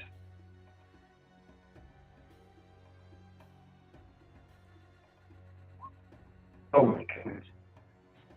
He's going to... You're breaking up there pretty bad for me, Rory. I don't know about anybody else, but... I'm sorry. Oh, that's better. Is it okay? Okay. I think So so. I used a Betty for him. Oh, okay. And so he did it on this one. My parry is still a 12. Oh. So. Oh, it's a 12. Oh, jeez. Okay. So I imagine this as being 2 strikes. He comes at you once, you clear it away. He swings the spear around and comes at you again, and you probably lift the shield up and it goes over you, and you kind of duck out of the way. He's going to use one more Benny on you. He's got 3 just like you guys. He's already waited. Oh my God. Nope. And he comes, so this one goes over, and then he comes and he tries to come low. He's like really committing to you right now. He comes low, and I imagine you kind of lift up one of your legs, and it kind of like goes underneath. And now he's like leaned in on you, and I actually believe it's your turn because you're natural power with that. Oh, okay, great. So that is how that works, right? It drew 2 extra initiatives that you can use. Yeah, for any of the PCs. Yep. So Anthony gave me the Jack of Diamonds, and then I think I also get to use my 6 of Hearts. Yeah, I don't know if it replaces. I don't think so. Looking at the move. I don't think so. It No, doesn't it's extra. specifically say it replaces it. Yeah. Yeah, I thought it said extra because I'm pretty sure we checked that in the last like 2 sessions ago, and it was extra. So yeah, you still get your turn here. And the 8 of it has the 8 of clubs because I had the Jack and the 8 of clubs. Yes, but you didn't give the 8 yet to anybody. I'll give it to Antaes. Okay. I don't. Okay, so what? So I'll get 2 back-to-back actions basically. Yeah. I guess so. Wow. All right. Well, since he gave, you're gonna get to take 2 actions here because he drew the 2 cards. So, Right. I mean, I'm gonna give you a little piece of advice. Mm-hmm. You could use the second action yourself in case you fail your spirit roll, so as not to be left out there. But that's up to you because that could be an action as well. Oh yes, I do have to make a spirit roll, don't I? Well, you get all that bonuses from me. You get plus 2 to spirit rolls. Do I? Okay. Yeah. I'll take that. Let's see. So, okay. So I would be able just to succeed, but I wouldn't be able to but attack. he gave you the extra action. Right. So you can use that card now. Now is your set Yeah. Okay. to actually make your. Now that you're. Yeah. Wow, that was mean.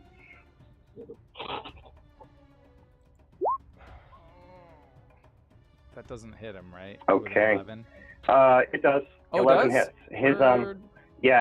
His parry is 10. Oh, sweet. Okay, well then I'm gonna stick you with my spear. Oh, so that's another wound. Yoo-hoo! Damn. And he's shaking. Alrighty, and then let's see if I get my shield bash. And I'm gonna hold on 1 second. Okay. Oh, well, I would still probably won't hit. No, that's fine. That's fine. Oh yeah, it doesn't hit. Yeah, Yep, even shaking. I don't And got wounded is no 8. bennies left.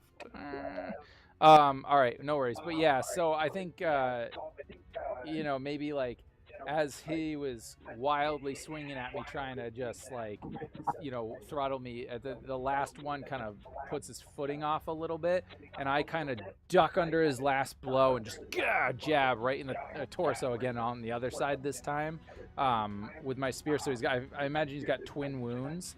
And then I try to come around and like swing my shield like at his head as he's maybe like ducking down to, be in pain or whatever, but he manages to still kind of like duck under it or whatever he does.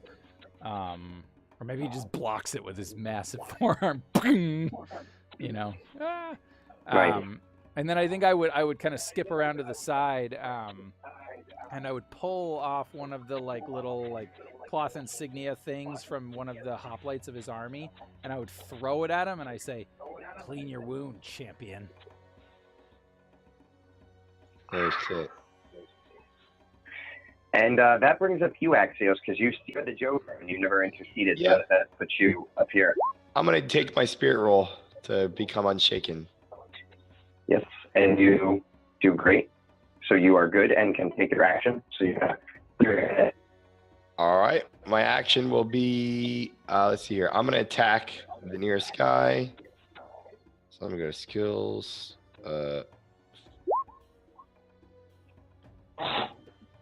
Okay, so that is a hit. Hit. Mm-hmm. Sweet. Yep. And then, bam. Oh, 6. Wait. Why is it a D4? Because I suck at strength. No, but it's strength plus 1d4. Swords are d6. Is a rapier considered a sword? Oh, maybe not. You're using a Yeah, 'cause rapier. rapier's so light. Well, you got a rapier, though? Oh, I should have added Because- more to my parry. I think. Let me see here. Parry. I don't think... No, because we Oh. said you can only use short swords in this Oh, okay. setting because of the Bronze Age. Sorry. So, yeah, you're going to want to... That's all right. You're just going to want to roll that. I would change that to a short sword. That's a D... So it's strength plus D6. Got it. Okay. Let me re-roll that then. And I'll Better. change the name. Oh, Short I sword. should have just left it alone. There we go. I Okay. changed the name now. So that's a raise, and so that's a wound on Mook. So that's him down. So yeah, so you kind of clear your head and come right back at the guy who Sweet. clunked you, Sweet. and he goes down. And that's it. Okay, and so draw some cards. Don't we and still write have them in. our soldiers? Oh, our wait, I'm soldiers? sorry. Yes, your soldiers were left. That's right. And the Mhm. soldiers, they're fighting against it. Whoa, that's a raise. Nice. Good job, man. Yeah. For our honor and glory. Those are my boys. Honor. Yes, they are. And okay, so let me. Your sword. That's a raise. We'll say they were spurred on by my so technically I brought spearmen with me. I don't know if you care in this case. Oh, right. I mean, for the Your sake men were I don't know Yeah, if it's for the really sake all of that different, continuity. but yeah. Yeah, it's not that much. Let's just leave it at Yep. 'cause I was using this unit already. I must have grabbed the wrong one. Yeah, so that's okay. So that's Well, that's okay. He's got my guys and his guys, so yeah, it's true. we have 2 units. Yeah. So it was I guess 7. my guys could have dropped their spear and pulled out a sword, but either way. So yeah. Yeah. Yeah. So these 2 units, they've been battling at each other. Some of your guys got shaken in the first attack when they ran into each other, but they seem to have recovered and actually have wounded and dropped several of their men. So when you heard your men push back, you hear the of the other men kind of falling backwards again, almost into your fight, Antaes, with Argos. And so, now draw your cards and just make sure to write it in.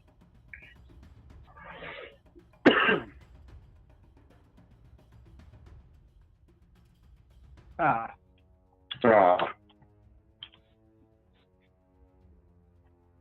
Okay. Now, let's see, this is for you guys, and this is going to be for their units. So, wait. Donian units, 3 clubs. Their units, 4 spades, and Argos, 3 of spades.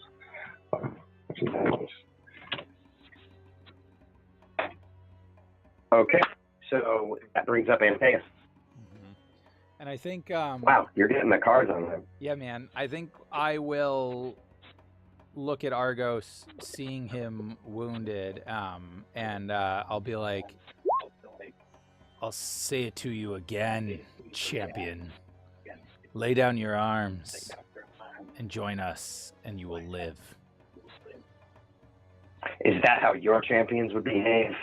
And he spits, but this time it's bubbly, has blood in it. And I look at him with a manner of respect, and at that, and I say, "No, can't say they would." And then, ka-cha! Ooh, that won't get him with my spear. Let's see if I can wheel around and whack him with my shield. Damn. Whack! All right, so...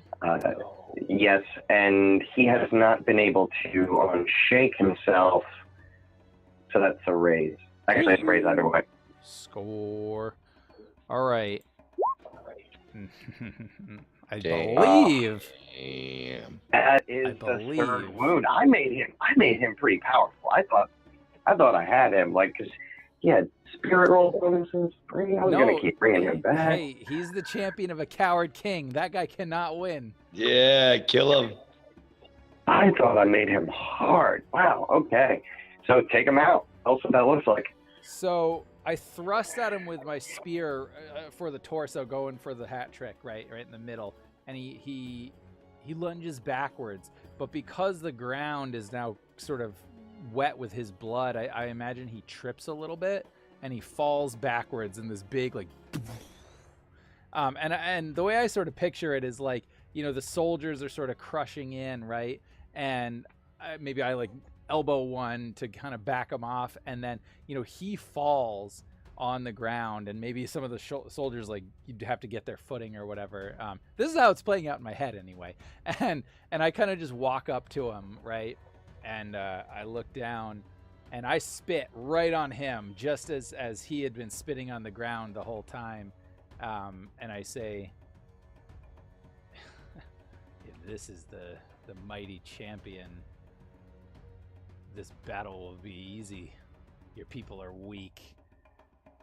Right in the face with the spear. And then, nice. And then I think what I would do, was he wearing any kind of helmet or anything, or was he any kind of like insignia? He was. He actually had a nice bronze helmet. Right. I'll take his helmet off. If you were going for headshots, it was going to add +3, but yeah, I take his helmet off and I put it on my spear and I hold it up in the air and yell, "Your champion is dead! Oh shit. Surrender now, and the rest of you may live." Okay, I'm going to pause for just a moment because they're going to make a morale check. Good job.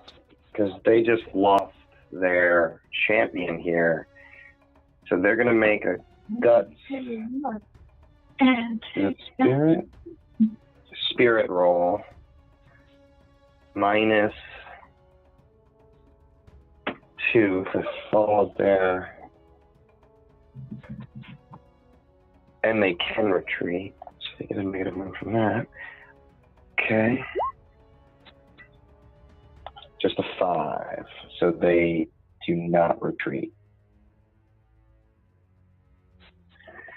They keep fighting, but you can see some of the men turn back and kind of like you can see the fear in their eyes as they see their champion's helmet on your spear.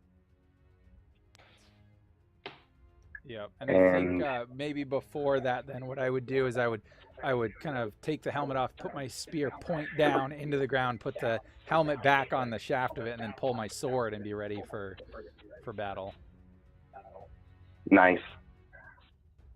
Okay. And so that brings up Axios.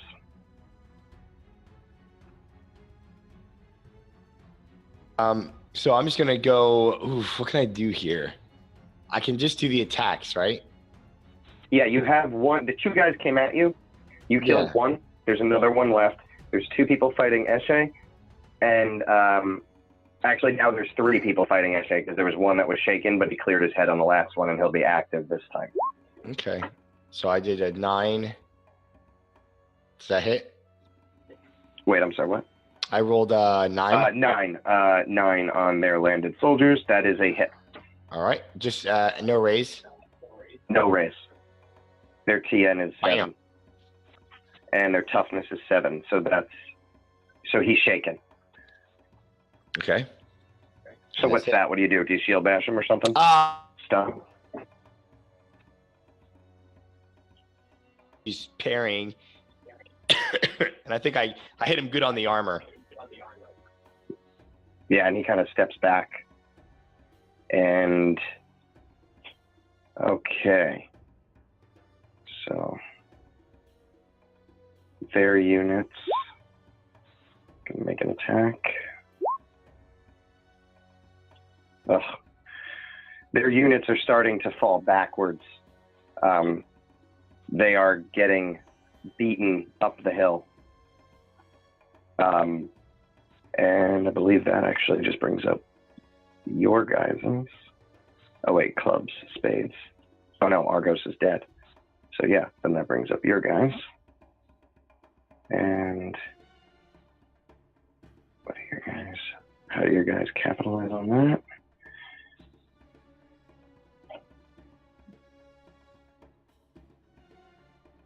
Yeah. Ooh.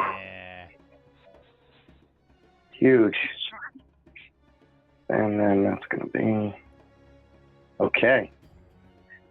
Yeah, so they start to... More of them fall. You hear more groans from the other side as your men push forward. Going to give them now -3. Oh, they rout. And the men start to fall back and run up the stairs. Is the king like running with them, I assume, or the Kyrios? Yes, yeah. When you look at, you could like as the din of battle kind of settles, you can kind of hear his voice. He was saying, "Fight, kill them!" And then as they break and run, he just starts like he turns to run. You actually see his helmet slide off his head, hit the stairs. He reaches out for it, but it rolls, thong, thong, thong down the steps. And he kind of scrambles and starts to try to run towards the palace again, with his men sort of just going in basically every direction.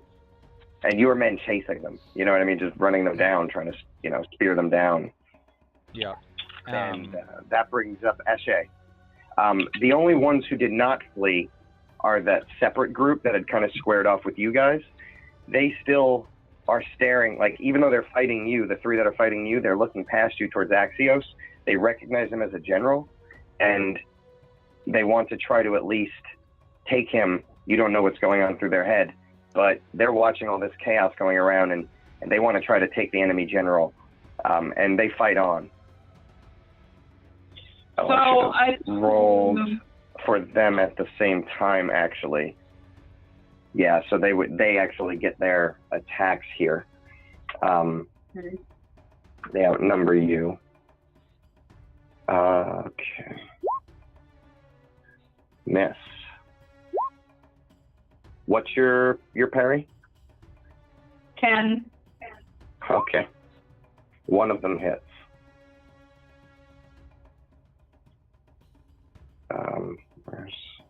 There it is. It's not a raise. What's your toughness?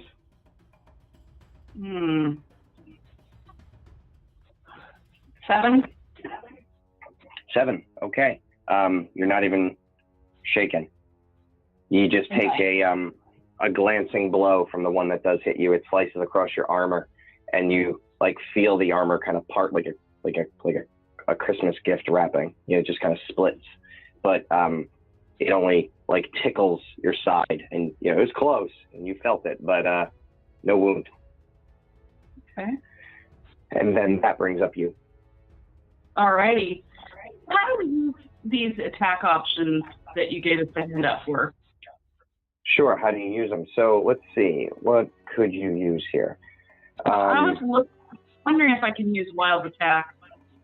You can. So wild attack is +2 to fighting, +2 to damage, but on your next turn, your parry will be 8 instead of 10. Okay. Okay. So I just and then I add that to the +1 from Axios as well.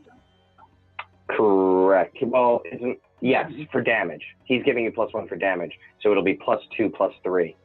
Oh, there we go. Okay. Nice. All right. Yeah. Wow, nice. So you got a raise. So now it's Nice. going to be, so it's a raise plus 3 to damage. Let's see. Okay, and so, right here, click the raise, 9 plus 3. Nice. So Not the bad. one that split your armor, oh wait. Yeah, he wasn't shaken. No, so a raise would have been 11. So you stun him. Well, you shake him. So you do a wound to him, but it's I'm sorry, you don't drop him, but he's not able to attack without the spirit roll. He's shaken. Okay. Okay. Oh, and sorry, let me just roll for the one that you shook. Axios. Okay. He's back up. Okay, so I believe that is everybody. Eshe was last. So draw what I think will hopefully be the last set of cards for the game.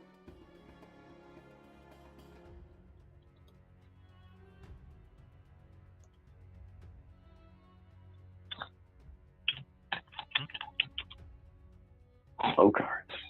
Oh, yeah. Okay, your guys. Actually, no, that doesn't matter. This is just them. The 3 to the left are 7.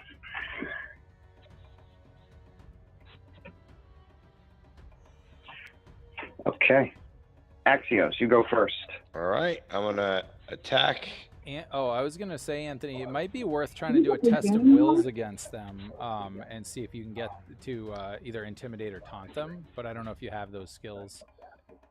All I have is like my aura presences and stuff. Intimidate. My intimidation is better than my fight, actually. Might be worth if you want them to persuasion. run. Yeah. Because what'll happen is, like, if you get, I think with the test of wills, if you succeed, then you get a plus two, what is it, a +2 on your next roll? Can I try to persuade them or something here? I think, what does it say? You Test of can. wills. You're quick-witted or scarier than your foe. Use a taunt or intimidation skill. Success gives +2 to your next action against the opponent, and a raise scores a shaken result in addition. So. Okay. How about this? Yeah. I want to use my knowledge of battle to quickly, like, I'm so confident I'm gonna scabbard, like, I'm gonna sit there and stop fighting these guys, and I'm gonna survey the battle around me, and I want to explain to them, like, why they're gonna die either in the next 2 minutes, if not by me, but by my own soldiers, if they happen to kill me, or they can join us and we can kill their king. Okay, make that roll, that test of wills. Okay. And that goes against their, I'm sorry, what did you say, Anthony? Sam was saying it. So that goes against Sam, I'm sorry. their smarts, I believe. They're smart. Yeah.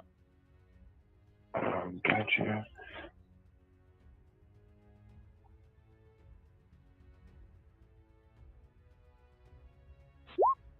Yeah. Okay. That is a raise. Yeah, so that results, you get a +2, Anthony, to your next action against them, and they're shaken. So, Okay. Eshe, you see the 3 that are in front of you. He's speaking to them too, and they all just sort of look at him, kind of sheathing his sword, and they're like, and they start looking around, and they're like, and you can see that they look about to run. So I'll do yeah. That's what that's my turn, right? That would be your turn. Yeah. Awesome. Yep, that's all I wanted to do. Thanks. And that will bring up Your dudes. Antaes. Oh, wait. Yeah. Yeah. Oh, they're all, Holding it. Yeah, but Okay, would so let make me their roll. Spirit roll, Right. right? Let me let their right. Yeah. No, and they're like literally. I'm not going to say they're frozen. They're stupid. I think Right. they run. Yeah. That's like a morale test, and All right. they just run now at this point. Okay. So they're fleeing back to you guys, sort of past you, Antaeus, but in a different sort of direction, like not directly past you. It's not like you got guys running on the side of you. And whose next turn would it be? Antaeus, I believe, right? Yeah. And so I would. So Antaeus, what you see though is 12 feet away from you, give or take. The Kyros is fleeing up the steps. Yeah, into the palace. Nope. I think I would quickly look to General Axios, and I would say, I think it is time to seize this palace for its new Kyrios. What say you? It is time. And I say, let's do it. And then I would start charging again. Oh, and if you need me to make a run, I certainly will, but I'm going to run full speed. Yeah. Yeah, I think you would need a run to catch him, because he's 12 from you. And I got 12. I'm sorry, wait. No, I said 12 feet. Oh, okay, well, that doesn't matter then. You're fine. Yeah, so you catch him. You will have to take the -2 on this one, though, because your action is not 2 attacks.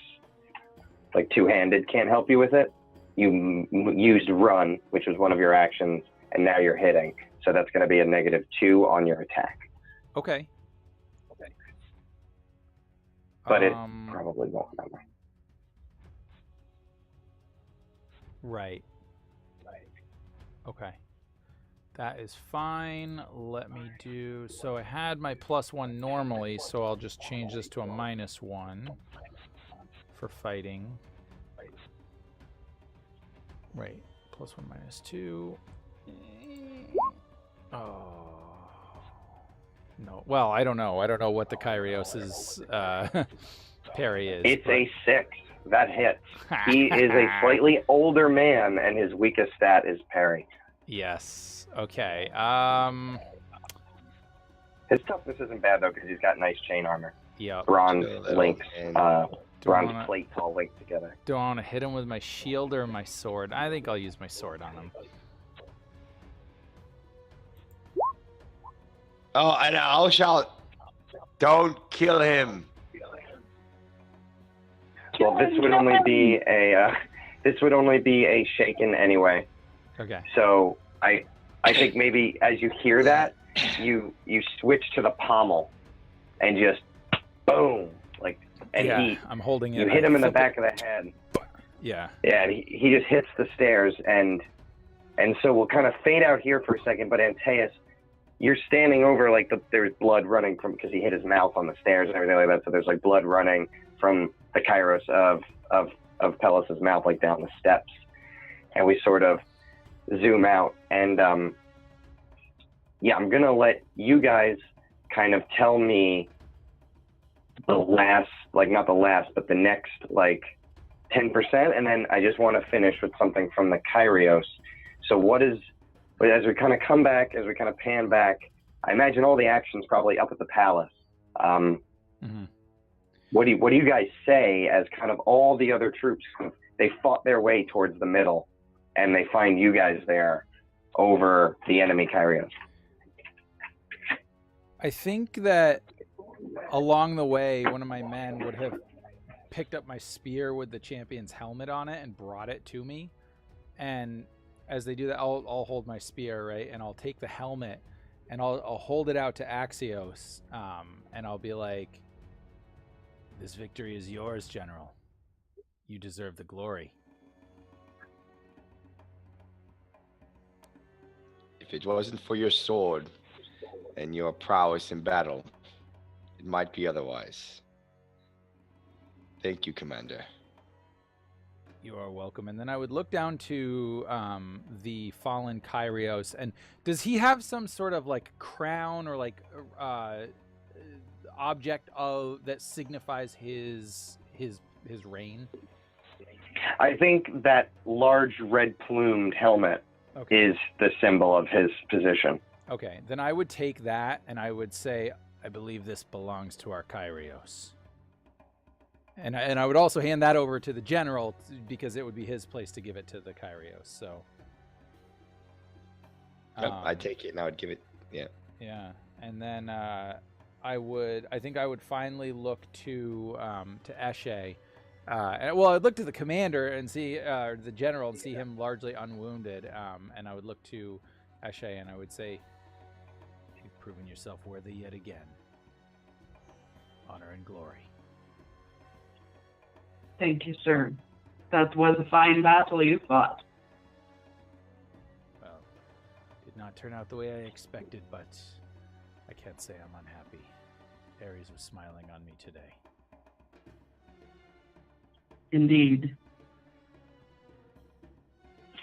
And I think my men would have rounded up those guys that were running away. Maybe taking their lead from Axios. They haven't slit their throats or anything, but they've got them. And I think they bring them back to Axios to deal with. Excellent. And we'll finish this with, well, almost finish it. I have a couple more rolls for you guys, actually. With the Kyrios coming up the steps, the men are clearing away to either side. Can I say one thing? Can I say one thing real quick? Sure. I'm sorry. Actually, I'm sorry. I meant to. It's fine. Axios would be a little bit beside what just happened. He's a very honorable man, and this Kyrios that they defeated showed complete dishonor and just like disdain for tradition. So I think Axios would actually approach him, where he's like groveling on the floor maybe, and he would simply lean in and say,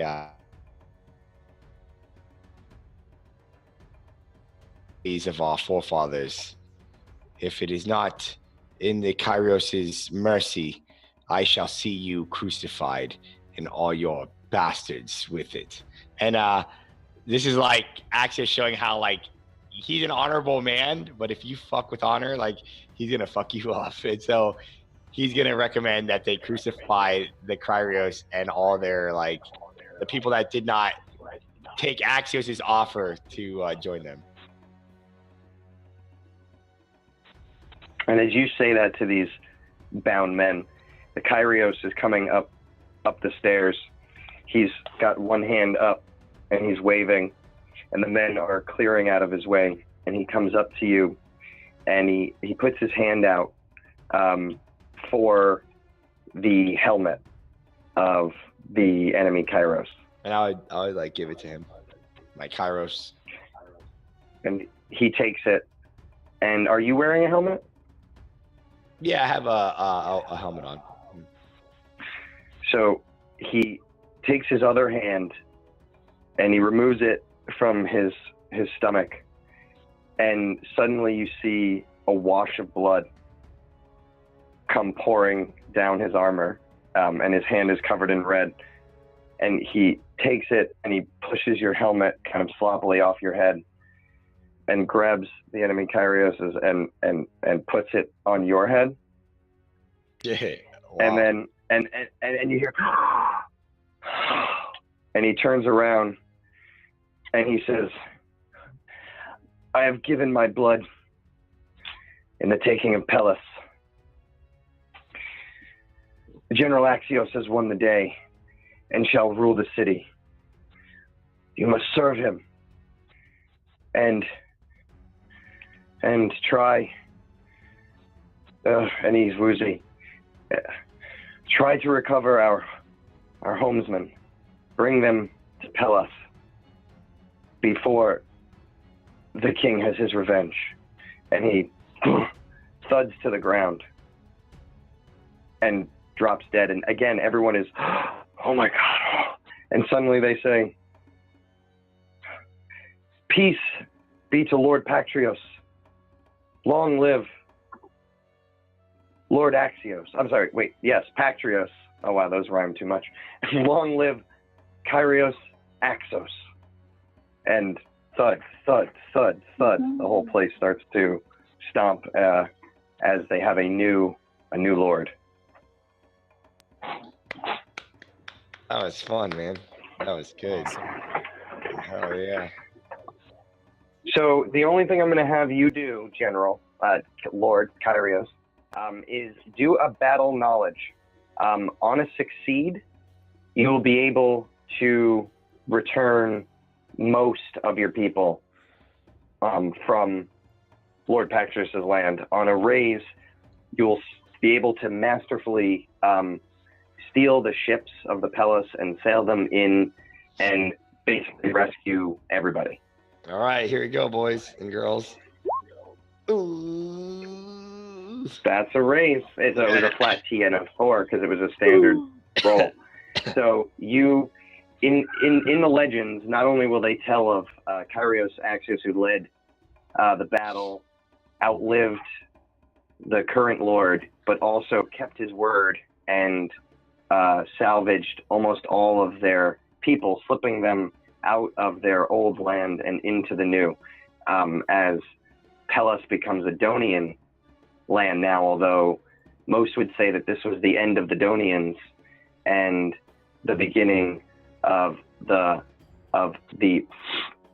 Pelosians, which going forward, the history of this land, which used to be Memnonia, will be for decades and decades the retreat of the Memnonian culture and the advancement of this new culture that is coming from the north.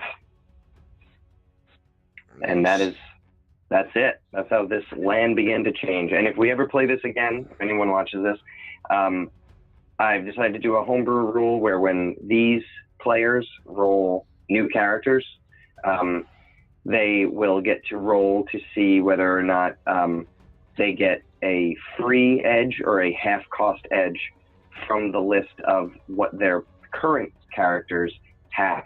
So their descendants will be able to pass some of their skills on to their progeny through time.